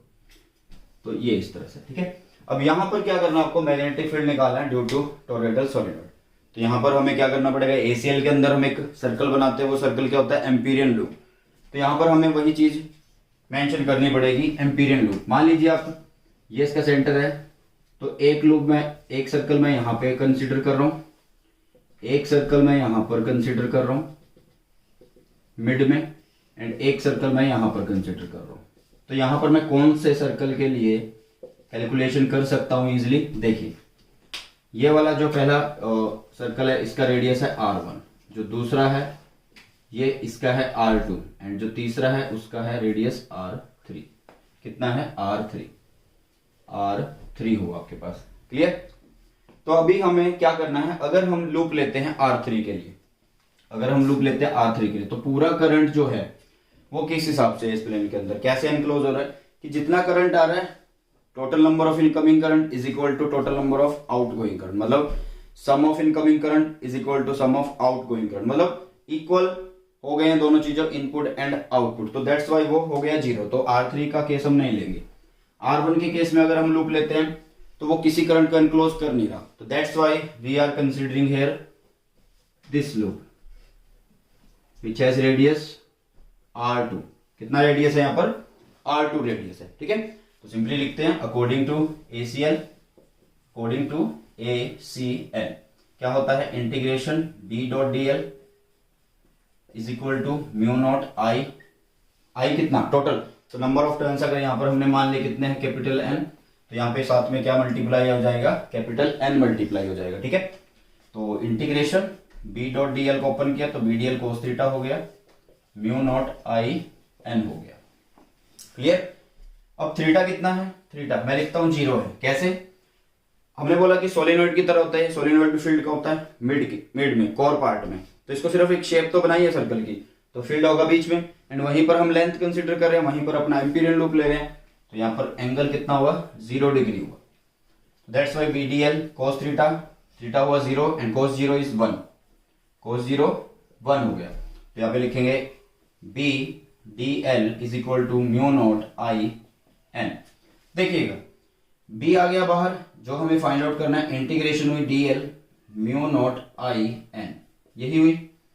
इंटीग्रेशन ऑफ DL क्या है, इंटीग्रेशन ऑफ DL क्या है कि ये पूरा एक एम्पीरियन लूप आप कवर कर रहे हो, एक लेंथ आप ले रहे हो, क्या कर रहे हो आप, एक लेंथ लिख रहे हो, ठीक है। मान लीजिए कुछ भी ये रेडियस आप ले रहे हो, अगर R2 की वैल्यू में R रख दूं, R2 की वैल्यू में अगर R रख दूं तो DL की वैल्यू क्या हो जाएगी, 2 पाई R हो जाएगी। तो यहाँ पे लिखे हम B mu naught I N upon 2 pi R, and means देखिए ये फिर से वही चीज आ गई है, total number of turns per unit length आ गई ना ये, तो ये लेंथ क्या लिख देंगे, इसको स्मॉल n लिख देंगे, n capital N by 2 pi R को क्या लिख देंगे, स्मॉल n लिख देंगे। तो यहाँ पे आ जाएगा B is equal to mu naught N I आ जाएगा आपके पास, ठीक है। तो ये हुआ आपके पास B, क्या हुआ, ये B हुआ, and it is same as solenoid mu naught N I। तो ये था आपका magnetic field due to toroid या फिर टोरॉइडल सोलिनॉइड। तो इसको नोट करिए, एंड आगे देखते हैं कि आगे हमारे पास कौन सी चीज आती है। आगे हमारे पास जो डेरिवेशन है, एक छोटी सी डेरिवेशन, वो है आपके पास मैग्नेटिक डाइपोल मूवमेंट। किसकी, मैग्नेटिक डाइपोल मूवमेंट। वो एक फॉर्मूला है, सिर्फ उसको एक बार ध्यान से समझ लो आप, फिर करते हैं उसको भी, ठीक है। मैग्नेटिक डाइपोल मूवमेंट हुई, तो देखिए जो मैग्नेटिक डाइपोल मूवमेंट है उसको एक सिंपल फॉर्मूले से कर सकते हैं हम, मैग्नेटिक डाइपोल मूवमेंट। ये क्या होती है, ये जो हमारे जब करंट एक सर्कल में घूमता है, जब करंट एक सर्कल में घूमता है, मान लीजिए हमने क्या किया, यहां पर एक रिंग लिया, इसके अंदर करंट इस तरह से चल रहा है, इसके अंदर करंट इस तरह से चल रहा है, ठीक है। इलेक्ट्रॉन के लिए हम अलग से निकालेंगे, लेकिन अभी के लिए हम मैग्नेटिक डाइपोल मूवमेंट लिख रहे हैं। तो इसके अंदर देखिए जब ये करंट एंटी क्लॉकवाइज है, कैसा है, एंटी क्लॉकवाइज, दोनों केस मैं यहां पर लिखने वाला हूं, एक एंटी क्लॉकवाइज एंड एक क्लॉकवाइज। यहाँ पर क्लॉकवाइज कर देते हैं, ठीक है, यहाँ पर क्लॉकवाइज है करंट, ये आई है, ये आई। तो यहां पर देखो जो एम होगा वो सिंपली एम क्या होता है, दोनों केस के लिए मैं सेम लिखूंगा, एम का मतलब होता है करंट एंड इनटू एरिया। ये एक वेक्टर क्वांटिटी होती है, तो that's why M vector I A vector, इस तरह से M vector is equal to I A vector. I is scalar quantity, that's why we are considering here only vector for A, area vector, ठीक है। तो ये जो loop है, ये जो लूप है, इसकी एक बार बात करते हैं कि यहां पर ये कौन सा फेस की तरह हमें दिखेगा, मीन्स ये कैसा पोल होगा। देखिए करंट जा रहा है जिस डायरेक्शन में, उस डायरेक्शन में आप क्या कर लो, अंगूठा रखो एंड फिंगर्स को जब आप कर्ल करोगे तो इस रिंग के अंदर से बाहर आ रही है फिंगर्स, इस रिंग के अंदर से बाहर आ रही है फिंगर, मतलब जो आपका फील्ड है वो डॉटेड है, जो आपका फील्ड है वो कैसा है, डॉट है, जो आपका फील्ड है वो कैसा है, डॉट है, बाहर आ रहा है। बाहर आता है मतलब वो कौन सा फेस होगा, नॉर्थ से। मैग्नेट होता है आपके पास, बाहर मैग्नेट एन और एस होते हैं, एन से फील्ड बाहर चलता है, साउथ में एंटर कर जाता है, ठीक है, आउटसाइड द मैग्नेट की बात कर रहे हैं हम। तो यहां पर ये क्या है, फेस किसकी तरह बिहेव करेगा, ये नॉर्थ की तरह बिहेव करेगा, किसकी तरह बिहेव करेगा, ये नॉर्थ की तरह बिहेव करेगा, ठीक है, इस तरह से, इस तरह से। तो जब भी एंटी क्लॉकवाइज हो किसी रिंग के अंदर तो वो फेस होगा नॉर्थ, इसी तरह जब क्लॉकवाइज होगा तो क्लॉकवाइज वाला किस तरह से बिहेव करेगा, ये साउथ की तरह बिहेव करेगा, किसकी तरह बिहेव करेगा, ये साउथ की तरह बिहेव करेगा। मतलब यहां पर जो फील्ड होगा वो कैसा होगा, वो क्रॉस होगा, कैसा होगा, क्रॉस होगा। करके देख लीजिए आप, अंगूठा उसी डायरेक्शन में कीजिए, करंट की डायरेक्शन में, तो फिंगर इस लूप के अंदर आ रही है, इस प्लेन के अंदर आ रही है, तो दैट्स व्हाई यहाँ पे क्रॉस मींस अंदर फील्ड जा रहा है। तो ये होता है मैग्नेटिक डाइपोल मूवमेंट। इससे आगे करते हैं टॉर्क, इससे आगे क्या करेंगे हम, टॉर्क करेंगे, क्योंकि टॉर्क जो होगा वो यूज होगा गैल्वेनोमीटर के अंदर। चलिए, तो मैग्नेटिक डाइपोल मूवमेंट हो गया आपका टॉपिक जो हमने भी किया, एंड इसके अंदर हमने पढ़ लिया कि किस तरह से आप मैग्नेटिक डाइपोल मूवमेंट के लिए एक्सप्रेशन को लिख सकते हैं। अगर टर्न्स की बात करेगा तो टर्न्स यहाँ पर हम मल्टीप्लाई कर देंगे, एन कर देंगे, जितनी टर्न्स होगी, कैपिटल एन है या स्मॉल एन है, टोटल टर्न्स, ठीक है। तो M vector number of turns आ जाएगा एंड साथ में करंट एंड एरिया वेक्टर, ठीक है। नेक्स्ट टॉपिक जो है वो हमारा टॉर्क से रिलेटेड है, बट टॉर्क से रिलेटेड टॉपिक को करने से पहले हम एक टॉपिक पढ़ेंगे जिसमें क्या होगा कि करंट कैरिंग कंडक्टर होगा, वो प्लेस होगा किसके अंदर, वो प्लेस होगा किसके अंदर, यूनिफॉर्म मैग्नेटिक फील्ड के अंदर, ठीक है। तो उसको करते हैं force on a current carrying, force on a current carrying conductor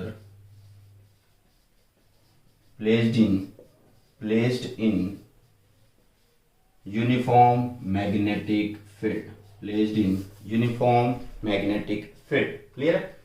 यहां पर एक एग्जांपल मान लेते हैं, मींस ऐसे बोल देते हैं कि मैग्नेटिक फील्ड इस तरह से है, ये इस तरह से है मैग्नेटिक फील्ड, क्लियर, ये इस तरह से, ये है हमारा मैग्नेटिक फील्ड। एंड इस मैग्नेटिक फील्ड के अंदर एक कंडक्टर हमने रख दिया, एक कंडक्टर हमने रख दिया इस तरह से, ये ऐसे, इसके अंदर से क्या जा रहा है, आई जा रहा है, आई मीन्स करंट। इसका एरिया क्रॉस सेक्शन है ए, इसकी लेंथ है कितनी, एल है, कितनी है लेंथ, एल है, ठीक है। एरिया हो गया, लेंथ हो गई, क्लियर है। तो अब हमें निकालना है कि इसके ऊपर फोर्स कितनी है। हमें ये तो पता है कि जब कोई चार्ज पार्टिकल होता है उसके ऊपर जो फोर्स होती है वो कितनी होती है, QPB, ठीक है, जब वो किसी मैग्नेटिक फील्ड में मूव करता है। बट यहाँ पर इस केस में क्या हो सकता है, करंट जा रहा है तो इसको मतलब चार्ज पार्टिकल से ही डील कर रहे हैं ना, तो उसी इक्वेशन से स्टार्ट करते हैं। पहले इसकी डायरेक्शन निकाल देते हैं कि इसके ऊपर फोर्स कैसे लगेगी, FBI, आई किधर है, इधर है, B अंदर है, F हुआ ऊपर की तरफ, ठीक है। तो यहाँ पे जो फोर्स लगेगी इस पे लगेगी ऊपर की तरफ, ऐसे। वेट करिए एक मिनट जी। तो देखिए, अब यहां पर देखिए, हमें पता है कि जब कोई चार्ज पार्टिकल मैग्नेटिक फील्ड में होता है तो F क्या लिखते हैं, Q, F वेक्टर क्या लिखते हैं, V क्रॉस B लिखते हैं, क्लियर, लिखते हैं ना। ये क्या होता है, टोटल कितना चार्ज है, जैसे हमने पढ़ा था Q is equal to NE, वही है। तो यहां पर पहले इसको Q को निकालेंगे, ठीक है, मीन्स Q कितना हो जाएगा, N नंबर हुए पर यूनिट लेंथ, तो ये टोटल हो गई, लेकिन इसका एरिया है तो दैट्स व्हाई यहाँ पे एरिया आ गया एंड ये हुआ E, क्लियर, कि पूरे वॉल्यूम में कितने आपके नंबर ऑफ इलेक्ट्रॉन्स है। वो सारे आ गए तो टोटल आ गए ना आपके, ठीक है, मतलब चार्ज आ गया, चार्ज पार्टिकल आ गया। तो उसके बाद आप यहाँ पे लिखोगे F vector is equal to Q, Q है N A L E V cross B है, वी क्रॉस बी है। अभी हमें एक रिलेशन पता है, हमें एक रिलेशन पता है, we know I is equal to A N E V D, ये पता है। अगर मैं यहां पर एक लेंथ मल्टीप्लाई कर दूं, यहां पर एक लेंथ मल्टीप्लाई कर दूं, सिंपल है। अगर मैं यहां पर एक लेंथ मल्टीप्लाई कर दूं, यहां पर और यहां पर कर दी, तो मैं इसको ऐसे लिख दूं, I L vector A N E V D and V D है वेक्टर, ठीक है। तो ध्यान से देखो, N A L E, N A L E, साथ में ये वी, यही वी वेक्टर जो है वही क्या है, वी डी है, क्योंकि चार्ज पार्टिकल जब चल रहे हैं तो वो ड्रिफ्ट हो रहे हैं, तो उनकी वेलोसिटी को हम ड्रिफ्ट वेलोसिटी लिख रहे हैं। तो मींस ये रहा वी डी, ये रहा ये वी डी, क्लियर। तो इनकी जगह पे क्या आ जाएगा, आई एल आ जाएगा, तो इनको रख देते हैं। तो हमें मिल गया F vector I L cross B, means इस तरह से, मीन्स आपके पास आया I L B sine theta, इस तरह से। तो ये हुआ आपके पास क्या, force on a current carrying conductor placed in uniform magnetic field. ये क्यों किया गया, अभी हम करेंगे पैरेलल कंडक्टर्स जिनके अंदर करंट सेम डायरेक्शन में होगा या रिवर्स डायरेक्शन में भी होगा, उनकी बात करेंगे, फिर चलेंगे टॉप पर, ठीक है। चलिए इसको याद रखना, इसको याद रखना, इसको दोनों को, कोई एक को याद रख लो बहुत है, कि जब भी कोई कंडक्टर करंट कैरिंग कंडक्टर रखा जाता है मैग्नेटिक फील्ड के अंदर, तो उसके ऊपर एक फोर्स लगती है, वो होती है I L B sine theta, clear. चलो अब देखिएगा, अब ध्यान से देखिए, अब निकालते हैं force on two parallel current, force on two parallel current, नाम ये है आपका टॉपिक का। देखिए force on two parallel current, parallel current, दो पैरेलल करंट के बीच में फोर्स। अब ये जो करंट है वो सेम डायरेक्शन में भी हो सकते हैं एंड रिवर्स डायरेक्शन में भी हो सकते हैं, मतलब ऊपर की तरफ दोनों, या फिर दोनों में रिवर्स, एक ऊपर जा रहा हो करंट, एक नीचे आ रहा हो। अभी बना के दिखाते हैं कि जैसे पहला केस हम ले रहे हैं, फर्स्ट केस है when current in both conductor is in same direction, is in same direction, कि अगर दोनों में करंट जो हो वो सेम डायरेक्शन में हो तो कैसे होगा, ये जानिए आप पहले। When current in both current conductor is in same direction, बना लेते हैं डायग्राम तो ज्यादा अच्छा रहेगा। एक बार डायग्राम बना लेते हैं इस तरह से, सीधा ही है, लगभग सीधा है।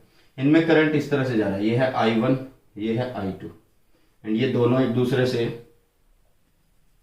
डिस्टेंस d पर रखे हैं। कितने पर रखे हैं, डिस्टेंस d पर। एक बार मैं देख लूं कि अच्छे से यहाँ तक दिख रहा है, हाँ दिख रहा है भैया। चलिए अब देखिए क्या हो रहा है कि इसमें से अगर करंट जा रहा है तो फील्ड की डायरेक्शन बनाते हैं पहले, इसकी वजह से, इसकी वजह से। तो ये फील्ड बनेगा, फील्ड कैसे होगा, देखो करंट ऊपर, फील्ड ऐसे घूम के यहाँ अंदर जा रहा है, तो यहाँ पे मैं क्रॉस बना देता हूँ। क्या बना देता हूँ, क्रॉस। कौन है यहाँ पे, B1 है यहाँ पे, क्योंकि इसकी वजह से यहाँ पे फील्ड बना है, क्लियर। अब ध्यान से देखो, इसकी वजह से यहाँ पे फील्ड बन गया, एंड ये फील्ड के अंदर एक कंडक्टर है जिसके ऊपर क्या है, करंट है जिसके अंदर। तो ये करंट होने की वजह से इस पे क्या लगेगी, फोर्स। तो मतलब इस पे फोर्स लग रही है, किस डायरेक्शन में लग रही है उसको फाइंड आउट करते हैं। एफ बी आई जा रहा है ऊपर, बी जा रहा है उस पे अंदर, तो फोर्स कहाँ हो रही है, इधर मेरी साइड, इधर, ठीक है। तो फोर्स हो गई इधर, ये हो गई फोर्स। तो फोर्स ऑन सेकंड लग रही है, फोर्स ऑन सेकंड। इसी तरह से अगर हम इस केस को मानेंगे तो इसकी वजह से करंट ऊपर है, इसमें करंट ऊपर है, एंड इसके लिए फील्ड ऐसे घूम के, मतलब यहां से बाहर आ रहा है, देखो देखो, ठीक है। तो यहां से बाहर आ रहा है, इसका मतलब यहाँ पे डॉट है, ये डॉट है, डॉट का मतलब बाहर आ रहा है, एंड क्रॉस का मतलब फील्ड अंदर जा रहा है। या करंट होता तो करंट की डायरेक्शन बोल देते हैं।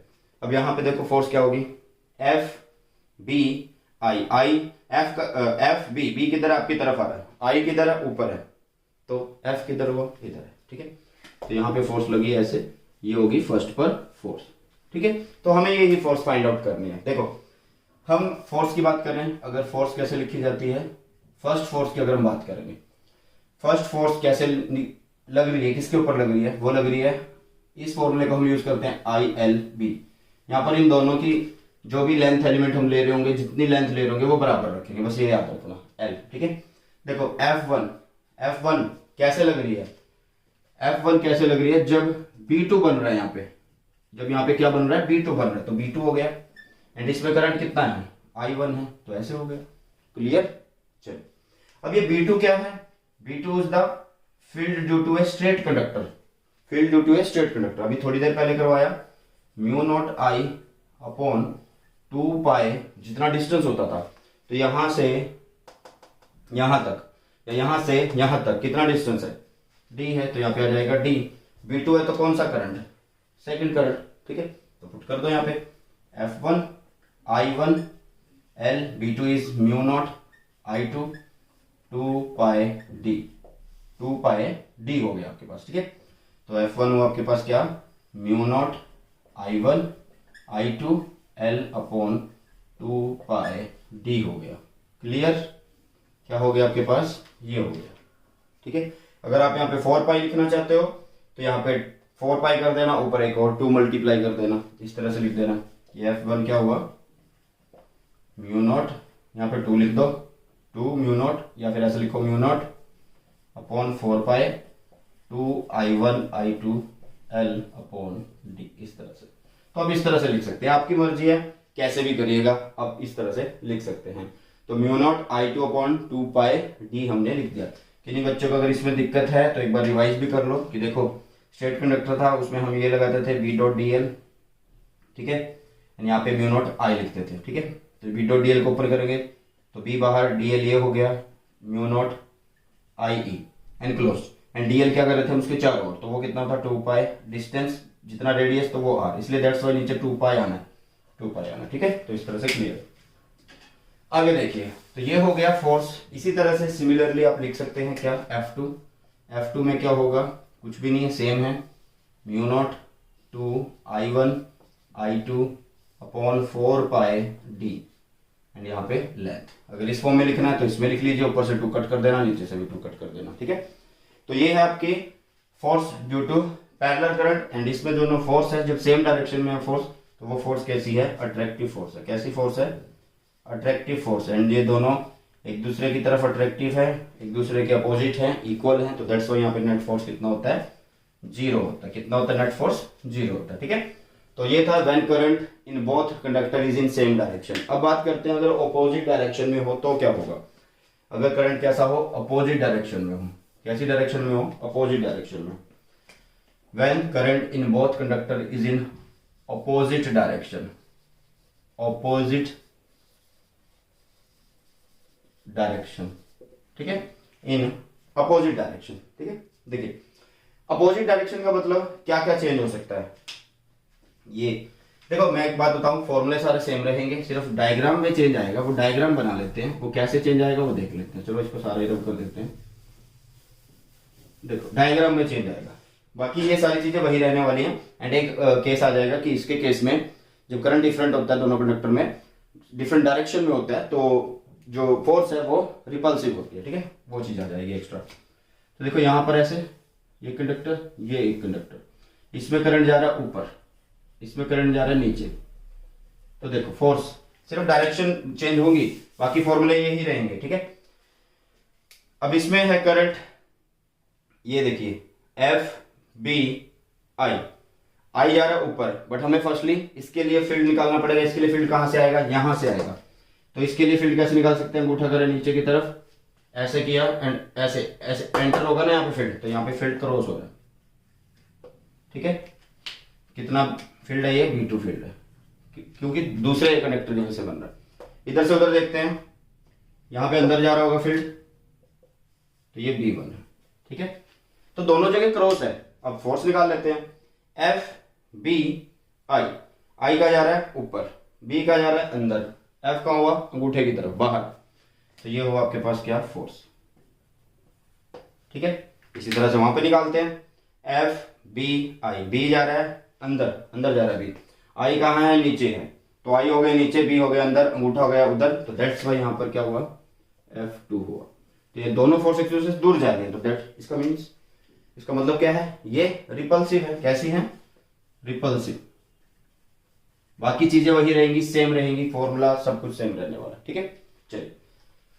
तो यहां पर हमें पता लग गया कि when current in both conductor in opposite direction, तो ये डेरिवेशन होती है। आगे देखिए, आगे देखिए बेटा, इसको करने के बाद अब हमारे पास टॉपिक आता है torque on a current carrying loop, rectangular loop placed in magnetic field, uniform magnetic field. Current on A current carrying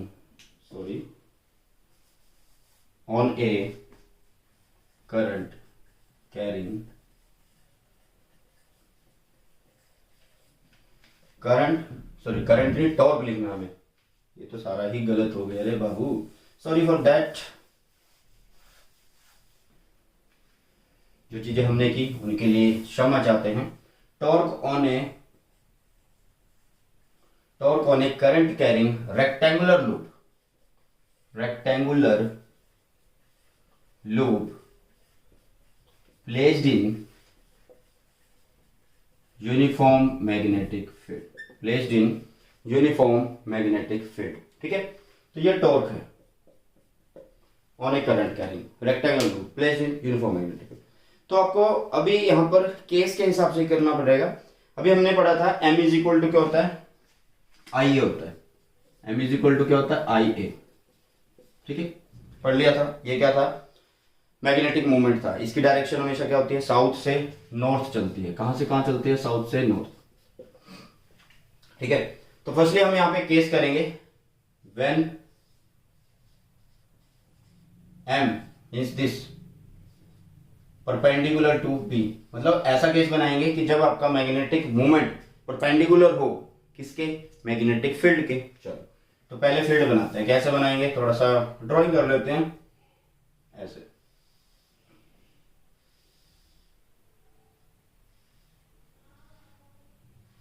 यहां पर हम रख रहे हैं मैग्नेट्स,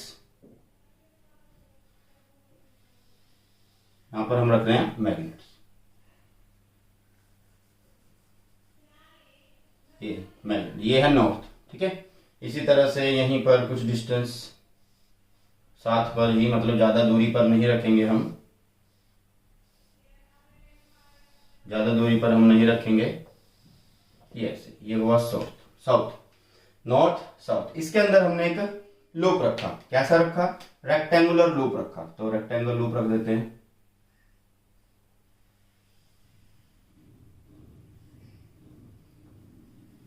इस तरह से ये एक लूप हमने यहाँ पे रख दिया, ठीक है।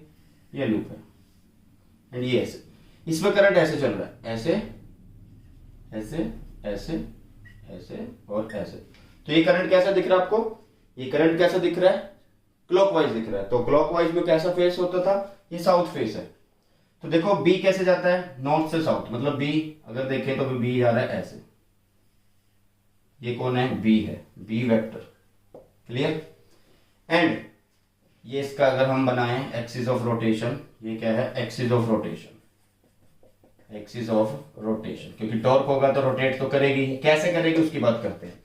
ये जो कॉइल हमने ली रेक्टेंगल लूप, इसकी यहां से यहां तक की जो लेंथ है वो a है, एंड जो यहां से यहां तक की लेंथ है उसको हम b मानते हैं, स्मॉल b।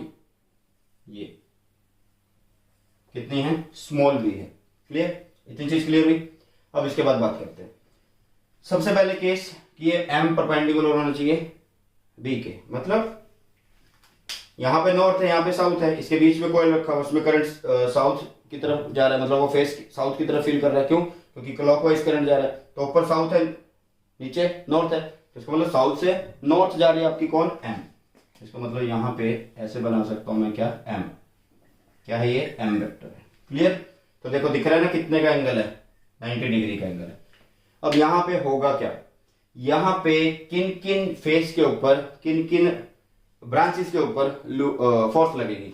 मैं इसका सामने का व्यू बनाऊंगा तो मुझे सिर्फ सामने से ये ऐसे दिखेगी कॉइल, ऐसे ऐसे कॉइल दिखेगी, ठीक है, जिसका ये axis of rotation a and इसकी ये लेंथ a/2 मतलब टोटल थी यहां से यहां तक कितनी, a, क्लियर।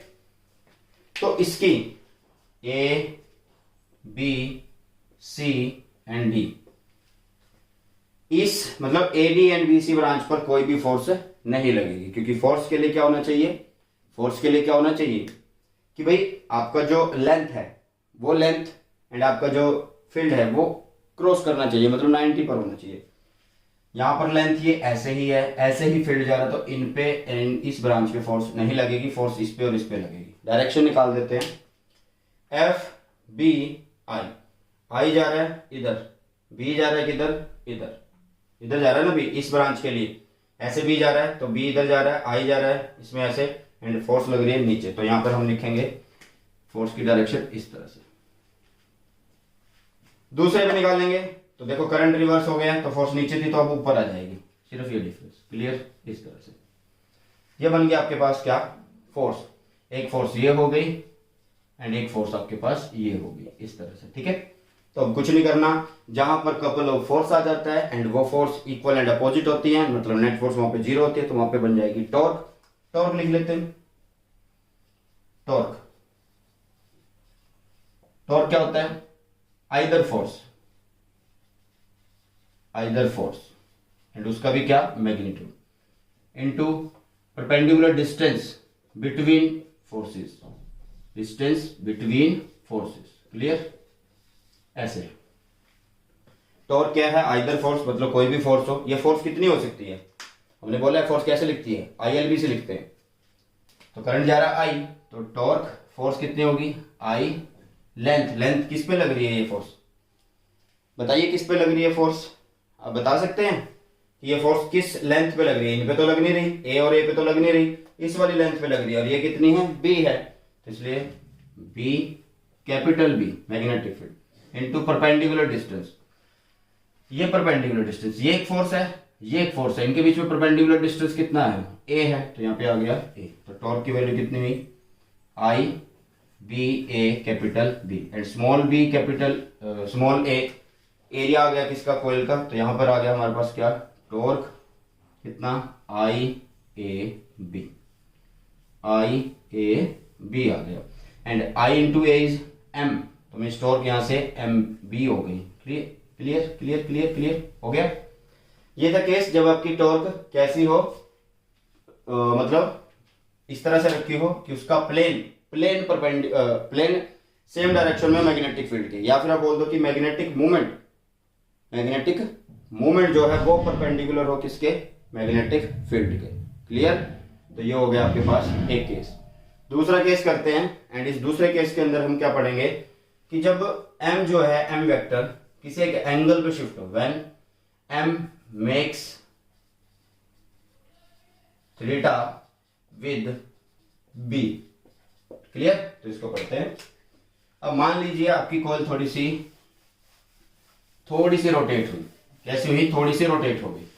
ठीक है, देखो ऐसे बात करेंगे, यहां पे देखो m किधर है, नीचे था, हमने बनाया हुआ था, एंड b जा रहा था इधर, मतलब दोनों की डायरेक्शन ऐसे थी। अब एक सिरा इधर खींच रहा है, एक सिरा इधर खींच रहा है, एक सिरा इधर खींच रहा है, एक सिरा ऊपर खींच रहा है, तो ये ऐसे हो गई ना। मान लीजिए ये ऐसे हो गई है, पहले ये ऐसे थी, ये ऐसे थी, लेकिन घूमने के बाद आफ्टर टॉर्क ये थोड़ी इस तरह से शिफ्ट हुई, ऐसे, ये ऐसे। ठीक है, तो फोर्स नीचे कितनी, F1, यहां पे फोर्स कितनी, F2, कितनी फोर्स, F2 फोर्स। क्लियर, तो अभी देखो बी तो कैसे जा रहा है, बी तो सीधा ही जा रहा है भाई, वो तो सीधा ही रहेगा, वो थोड़ा घूम रहा है, कोयल घूम रही है, तो उसकी मैग्नेटिक मूवमेंट जो पहले सीधी थी, ऐसे थी, देखो ऐसे थी, अब ये कोयल ऐसे हुई, तो ये भी ऐसे शिफ्ट हो गई, ऐसे शिफ्ट हो गई ना, तो मतलब यहाँ पे आ गया आपके पास क्या, यहाँ पे आपके पास आ गया m वेक्टर, मैग्नेटिक मूवमेंट। तो ये एंगल अगर थीटा है, ये एंगल अगर थीटा है, तो फिर अब आप फाइंड आउट करिए परपेंडिकुलर डिस्टेंस बिटवीन दिस। अगर ये एंगल थीटा है तो मैं इजीली बोल सकता हूं कि ये एंगल कितना होगा, थीटा होगा। क्यों, क्योंकि देखो ये एंगल कितना होगा, ये 90 माइनस थीटा, एंड ये कितना है, 90 है, यही है ना, 90 माइनस थीटा, एंड ये है 90, तो कॉमन सी बात है, यहाँ पे एंगल कितना हो गया, यहाँ से आपको पता ही लग रहा है यहाँ पे कितना एंगल हो गया, थीटा एंगल हो गया। सिंपल है, सिंपल है भैया। सिंपल है या नहीं है, क्योंकि तीनों का सम कितना बनेगा, ट्रायंगल के एंगल्स का सम कितना बनेगा, एक एंगल कितना है थीटा, एक एंगल कितना है 90, एक कितना है 90 minus theta, theta theta cancel 180 हुआ, तो बात भी प्रूफ हो गई है। ठीक है, चलो अब कुछ नहीं करना, अब आपको क्या निकालना है, अब आपको क्या निकालना है, टॉर्क निकालना है इस केस में। तो टॉर्क आप कैसे लिखेंगे, आइदर फोर्स, कितनी फोर्स है वो तो पता ही है, आई बी बी है। ठीक है, परपेंडिकुलर डिस्टेंस, परपेंडिकुलर डिस्टेंस कौन सा है, एंगल के सामने होगा, तो मतलब ये डिस्टेंस आपको निकालना है ये, तो परपेंडिकुलर निकालना मतलब साइन निकलेगा, तो साइन परपेंडिकुलर डिस्टेंस जो कि हमें चाहिए, नीचे क्या आएगा, हाइपोटेन्यूस इज दिस, एंड ये कितना है, पहले ये ए था तो घूम गया तो अभी तो ए है, तो ए आ गया यहाँ पे, यहाँ पे आ गया ए, मीन्स परपेंडिकुलर आ गया आपके पास ए साइन थीटा। क्लियर, तो यहाँ पे लिखेंगे ए साइन थीटा। एंड देखो सिंपल सी चीज है कि I small a capital B sine theta, small a is the area and B sine theta. Clear, ये हो गया।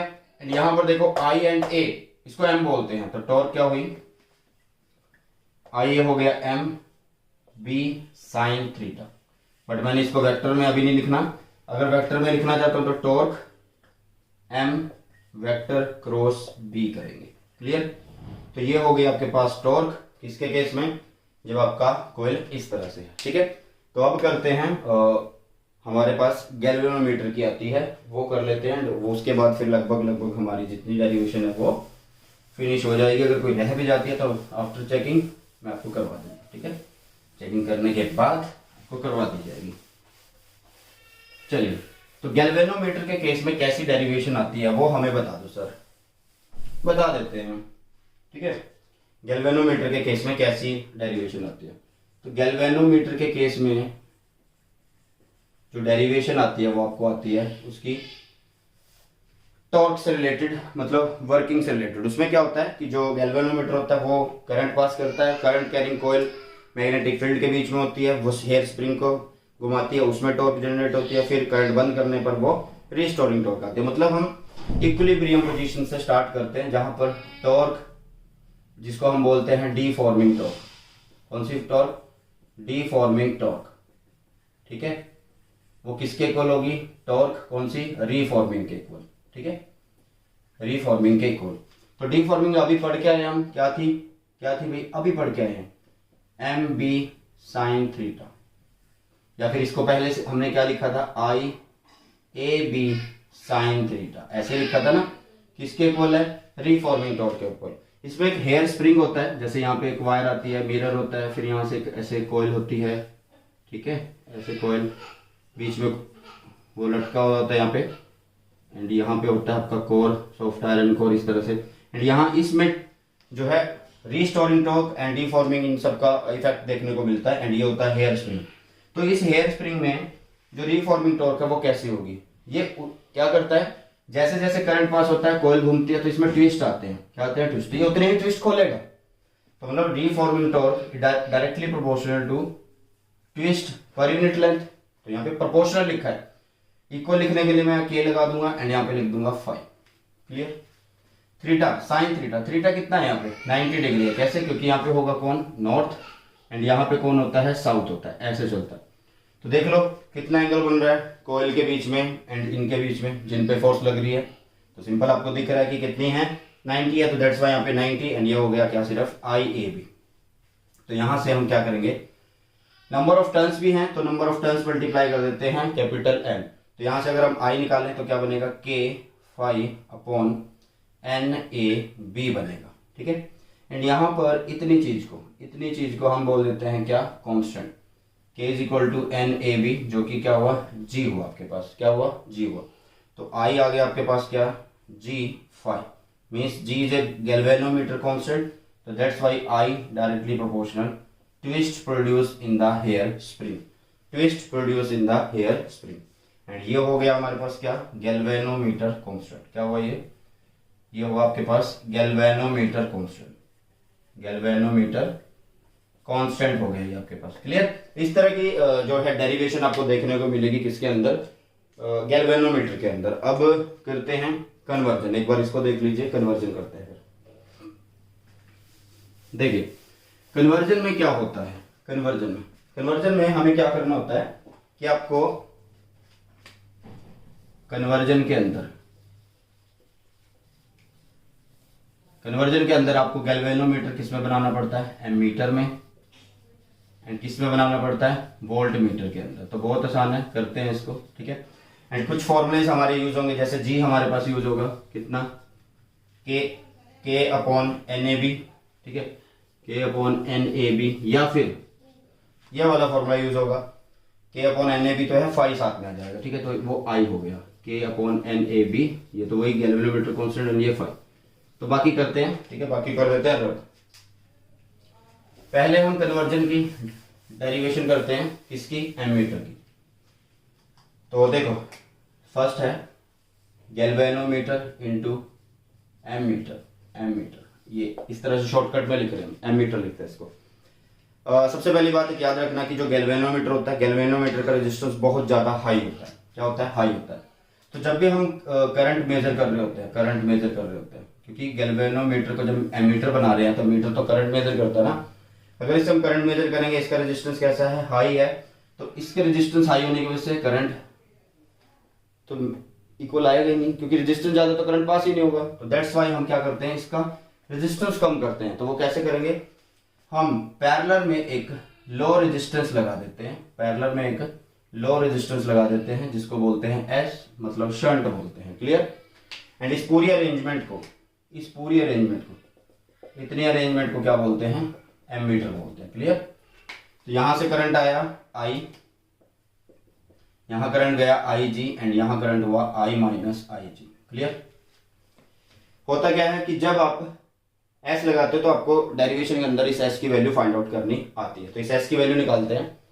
देखो दोनों पैरेलल में है, तो इसका मतलब इनके इसके और इसके अक्रॉस वोल्टेज ड्रॉप सेम होगा, मतलब वोल्टेज ड्रॉप इसका और इसका सेम होगा। तो पहले इसका वोल्टेज ड्रॉप लिखे, कैसे लिखेंगे, आई जी, रेजिस्टेंस लिखेंगे, इक्वल होगा किसके, जितना रेजिस्टेंस है आई माइनस आई जी, क्योंकि V is equal to I R होता है। ठीक है। तो यहां से हम निकाल लेंगे एस की वैल्यू कितनी है, I G capital G upon I minus I G, I G capital G upon I minus I G. तो ये हो गया आपके पास किसकी वैल्यू, एस की वैल्यू हो गई। क्लियर। अब करते हैं कन्वर्जन किसकी, वोल्ट मीटर के अंदर। देखिए सेकंड कन्वर्जन आपके पास आती है galvanometer into volt meter, galvanometer into volt meter के अंदर कन्वर्जन करते हैं इन सारे की। ठीक है, चलिएगा इसको कर लेते हैं एंड इजी है ये। कैसे होगी, अब वोल्टेज के लिए क्या होता है कि सारा वोल्टेज ड्रॉप वहीं पे होगा, तो ज्यादा अच्छा तरीके से जो है मेजर कर पाएंगे वोल्टेज को। तो गैल्वेनोमीटर का रेजिस्टेंस पहले से ही आई है, एक और वैल्यू लगा देते हैं, वो सीरीज में लगा देते हैं। ठीक है, हाई वैल्यू, तो इसलिए सारा ड्रॉप यहीं पर हो जाएगा। तो मतलब ये गैल्वेनोमीटर, इसमें यहाँ पर एक रेजिस्टेंस हमने लगा दिया आर, जो कि इसके सीरीज में ही है। तो इस कंप्लीट असेंबली को क्या बोलते हैं हम, इस कंप्लीट असेंबली को बोलते हैं वोल्ट मीटर। क्या बोलते हैं इसको, वोल्ट मीटर बोलते हैं कंप्लीट असेंबली को। क्लियर। यहां पर एक करंट आ रहा है ऐसे, जिसको मैंने नाम दिया आई जी, तो पूरे में करंट यही होगा आई जी। तो अकॉर्डिंग टू ओहम्स लॉ कि कहीं ना कहीं से तो वोल्टेज मिल रही है ना, इसको कहीं ना कहीं से तो वोल्टेज मिल रही है। तो यहाँ पे हमने बता दिया कि यहाँ पे V लगी हुई है। ठीक है, तो इसको लिखेंगे इजिली कि V is equal to I R. I कितना है, आई जी है, रेजिस्टेंस कितना है, आर प्लस जी है, क्योंकि सीरीज में है तो आर प्लस जी हुआ। ठीक है, फिर आगे क्या होगा, आगे हो जाएगा ये कैसे, V is equal to I G R plus I G capital G, इस तरह से हो गया। मैंने क्या बोला था कि जिस चीज को आप पुट करते हो उसकी वैल्यू आपको लगानी होती है, तो उसकी वैल्यू हम निकाल लेते हैं। देखो इसको नोट कर लो, रब कर देते हैं। चलिए अब देखिए क्या है, अब देखिए ध्यान से क्या होगा कि आपको V क्या है, V के नीचे लिख दिया मैंने आई जी कैपिटल जी, एंड यहां पे हो गया क्या, वेट करिए गलत लिख दिया, ये तो गलत लिख दिया। V क्या है आपके पास, पहले इसको यहीं पर लिख लेते हैं। V इज इक्वल टू क्या है, I G capital G plus I G capital R. R की वैल्यू हमें निकालनी है, तो पहले इसको इधर ले आते हैं। V minus I G G is equal to I G R. तो ये आई जी इसके नीचे चला गया, इस नीचे, तो यहाँ पे लिख दिया आई जी, इसके नीचे गया तो आई जी, यहां से खत्म। मीन्स आर की वैल्यू आ गई क्या, V upon I G minus G. तो ये होता है आपका रेजिस्टेंस जो सीरीज में लगाना पड़ता है आपको, और ये डेरिवेशन होती है। क्लियर? तो ये थी कन्वर्जन पर। अब आपके पास आ जाती है सेंसिटिविटी पर। किस पर आ जाती है? सेंसिटिविटी पर आ जाती है। तो वो सेंसिटिविटी को कर लेते हैं एक बार, एंड फिर उसके बाद चेक करते हैं कि कितनी डेरिवेशन आपकी जो है रहती है, वो कर लेंगे। ठीक है? सेंसिटिविटी का मतलब क्या होता है? सेंसिटिविटी का मतलब होता है कि गैल्वेनोमीटर क्या करता है? लार्ज डिफ्लेक्शन शो करता है फॉर स्मॉल करंट। ठीक है? सेंसिटिविटी तो ये दो तरह की होती है। एक होती है करंट सेंसिटिविटी ऑफ जी निकाल रहे हैं हम गैल्वेनोमीटर। तो एक होती है करंट सेंसिटिविटी। ठीक है? एंड एक होती है हमारे पास वोल्टेज सेंसिटिविटी। क्या होती है? Voltage sensitivity. क्लियर? एक होती है करंट सेंसिटिविटी, एक होती है वोल्टेज सेंसिटिविटी, इस तरह से। लेकिन कैसे लिखा जाता है इसको? इसको लिखा जाता है आईएस से।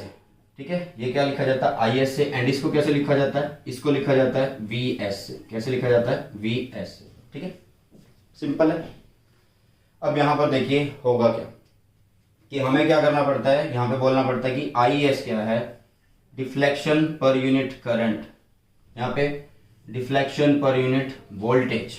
तो देखो आईएस को कैसे लिखेंगे? फाई बाय आई की वैल्यू ये रही K phi and N A B चला गया ऊपर, तो फाई से फाई कैंसिल, तो बचा क्या? एन ए बी अपॉन के बच गया। क्लियर? ये हुई आई एस।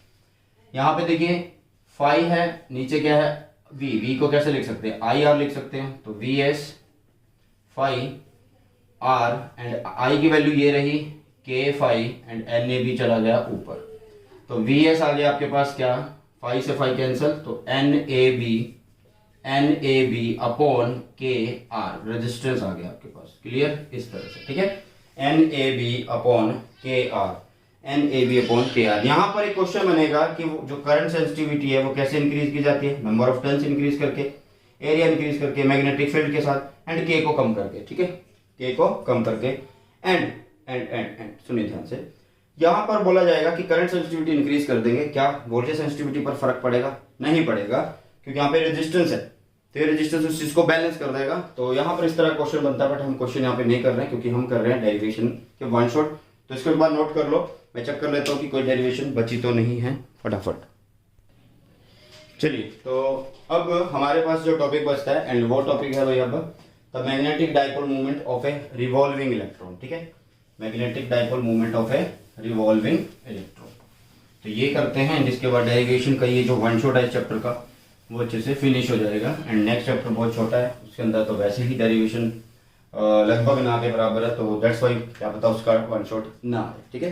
चलिए, तो टॉपिक है the magnetic dipole movement of A revolving electron. The magnetic dipole movement of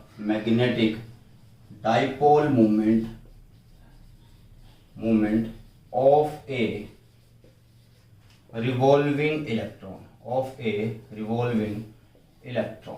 ठीक है? यहां पर हम एक एटम लेंगे, एंड उसके अंदर ये है एक एटम, यहां पर न्यूक्लियस पे क्या है? प्लस जेड मैंने लिख दिया। ठीक है? एंड यहाँ पे एक इलेक्ट्रॉन है, क्या है? इलेक्ट्रॉन ऐसे मूव कर रहा है, इलेक्ट्रॉन ऐसे मूव कर रहा है, एंड न्यूक्लियस से ये कितने डिस्टेंस पर है? आर डिस्टेंस पर है। ठीक है? समझ में आ गई इतनी चीज? तो ये देखो सिंपल सी बात है, यहाँ पे कैसे करेंगे? अगर आई ई ऐसे चल रहा है तो आई ऐसे चल रहा है, क्योंकि अपोजिट डायरेक्शन में होगा ना, इलेक्ट्रॉन अगर अपोजिट डायरेक्शन में चल रहा है। ठीक है? आई ये हो गया, ई ये हो गया आपके पास। चलिए, the magnetic dipole movement of A revolving electron, क्या है ये? आपको निकालना है आई की वैल्यू क्या होगी? ई मींस चार्ज अपॉन में टाइम होगा। टाइम क्या होगा? ये जितनी देर में पूरा चक्कर लगाएगा इलेक्ट्रॉन, तो वो टाइम यहाँ पे आ गया। तो फर्स्टली हम लिख देते हैं कि I is equal to E by T है, एंड टी क्या हुआ? Time period. कैसे लिखेंगे? 2 pi by omega. Omega is the angular velocity of electron. अगर आप 2 पाई आर लिखना चाहते हो, 2 पाई आर नीचे आएगा क्या? v, एंड v की वैल्यू क्या है? Omega R. तो बात वही पढ़ने वाली है कि 2 पाई ओमेगा। ठीक है? तो यहां पर लिख देते हैं कि I क्या हुआ? E नीचे होगा क्या 2 पाई एंड ओमेगा चला गया आपके पास ऊपर, मतलब हाफ ये पाई हो गया एंड ई डब्ल्यू हो गया। क्लियर? आई की वैल्यू आ गई हमारे पास। आई की वैल्यू कितनी है? आई की वैल्यू, एक मिनट रुकिएगा भाई, भैया जो बच्चा है वो चुप नहीं हो रहा है तो पूरा मत मानिएगा, ठीक है। आई क्या है? 1/2 पाई ई ओमेगा है, बट हमें क्या निकालने हैं? Magnetic dipole moment. तो magnetic dipole moment is I A. तो आई हमने निकाल लिया, ए की बात करेंगे तो एरिया क्या होगा इसका? पाई आर स्क्वायर होगा। एरिया क्या होगा? पाई आर स्क्वायर होगा, ठीक है। तो यहाँ पे पुट करते हैं, चलिए। तो एम आई कितना है? आई ये रहा E omega upon 2 pi into pi R square हो गया। पाई से पाई कैंसिल, तो आपके पास क्या आ गया? Half E omega R square, half E omega R square आ गया आपके पास। तो ये मैग्नेटिक डाइपोल मूवमेंट आ गई है, मैग्नेटिक डाइपोल मूवमेंट। बट थोड़ा और इसको आगे की तरफ चलते हैं, क्योंकि आपके पास पेपर में पूछ लिया जाता है बोहर मैग्नेटन, बोहर मैग्नेटन, ठीक है। तो उसको देख लेते हैं एक बार। देखिएगा बोहर मैग्नेटन की अगर हम बात करें, अकॉर्डिंग टू बोहर अगर हम लिखें तो हमें पता है कि जो एम वी आर होता है, M V R is equal to N H upon 2 pi होता है, ठीक है। एंड वी की वैल्यू क्या होती है? ओमेगा आर होती है। तो M omega R and R पहले से पढ़ा, तो ये ओमेगा आर स्क्वायर हो गया, ओमेगा आर का स्क्वायर हो गया, एन एच अपॉन 2 पाई, ठीक है। इस फॉर्मूले में हमारे पास कुछ है ऐसा, वहां से निकाल सके। ओमेगा आर स्क्वायर है तो ओमेगा आर स्क्वायर, तो ये हुआ एन एच अपॉन 2 पाई, एन एच अपॉन 2 पाई, नीचे चला गया क्या? मैग्नेटिक सॉरी मास चला गया, मास चला गया, मैग्नेटिक मोमेंट तो ये है। अब देखो ओमेगा आर स्क्वायर, तो ओमेगा आर स्क्वायर ये रहा 1/2 ई ओमेगा आर स्क्वायर की वैल्यू कितनी है? एन एच अपॉन 2 पाई, कितनी है? 2 पाई एम। तो देखो अब ये बन गया क्या? ये बन गया एन ई एच अपॉन 4 पाई एम। क्या बन गया आपके पास? एन ई एच अपॉन 4 पाई एम। तो ये होता है आपके पास बोहर मैग्नेटन। क्या होता है? Bohr magneton. तो इसमें अगर हम n की वैल्यू 1 रखें तो क्या बनेगा? ई एच अपॉन 4 पाई एम बनेगा। एंड यहां से electron Planck's constant 4 pi and mass of electron की जब हम वैल्यू रखेंगे तो हमारे पास एक वैल्यू आएगी 9.27 इंटू 10⁻⁻24। इस तरह से आने वाली है। एक बार चेक कर लेते हैं, 9.27 इंटू 10⁻⁻24 आ जाएगा आपके पास, ठीक है। तो ये आ जाएगा, ठीक है। एंड साथ में ये क्या है? मैग्नेटिक मूवमेंट है। तो मैग्नेटिक मूवमेंट क्या होता है? आई ए होता है, तो आई इज द एम्पियर। एंड ये क्या होता है? ए एरिया, तो मीटर स्क्वायर, तो होगी वैल्यू ये। तो ये होता है आपका डेरिवेशन किसका? The magnetic movement, dipole movement of A revolving electron. And इस चैप्टर के जितने डेरिवेशन बनते थे वो सारे हमने कर लिए, एक बेस्ट वे में कर लिए, ठीक है। एंड इसी तरह से हम नेक्स्ट के चैप्टर भी करेंगे, बट एक जोश को हाई रखिए एंड सपोर्ट करिए, प्यार दीजिए अपना, लाइक एंड शेयर ठोक दिया करो। अगर चैनल पर नए आते हो सब्सक्राइब कर दिया करो। एंड टेलीग्राम चैनल है सुनील जांगड़ा सर के नाम से, उसे जरूर ज्वाइन कर लेना, क्योंकि most important question, PDFs, videos के लिंक सारे आपको वहीं पर मिलते हैं। Link description box and chat box दोनों में आपको मिल जाएगा। चलिए इसी के साथ इस वीडियो को करते हैं समाप्त। आई होप कि वीडियो आपको अच्छी लगी होगी एंड आपने अच्छे से देख ली होगी, अच्छे से समझ लिया होगा। तो मिलते हैं नई वीडियो में। Thanks for the watching, God bless you all, have a nice day, bye bye, take care.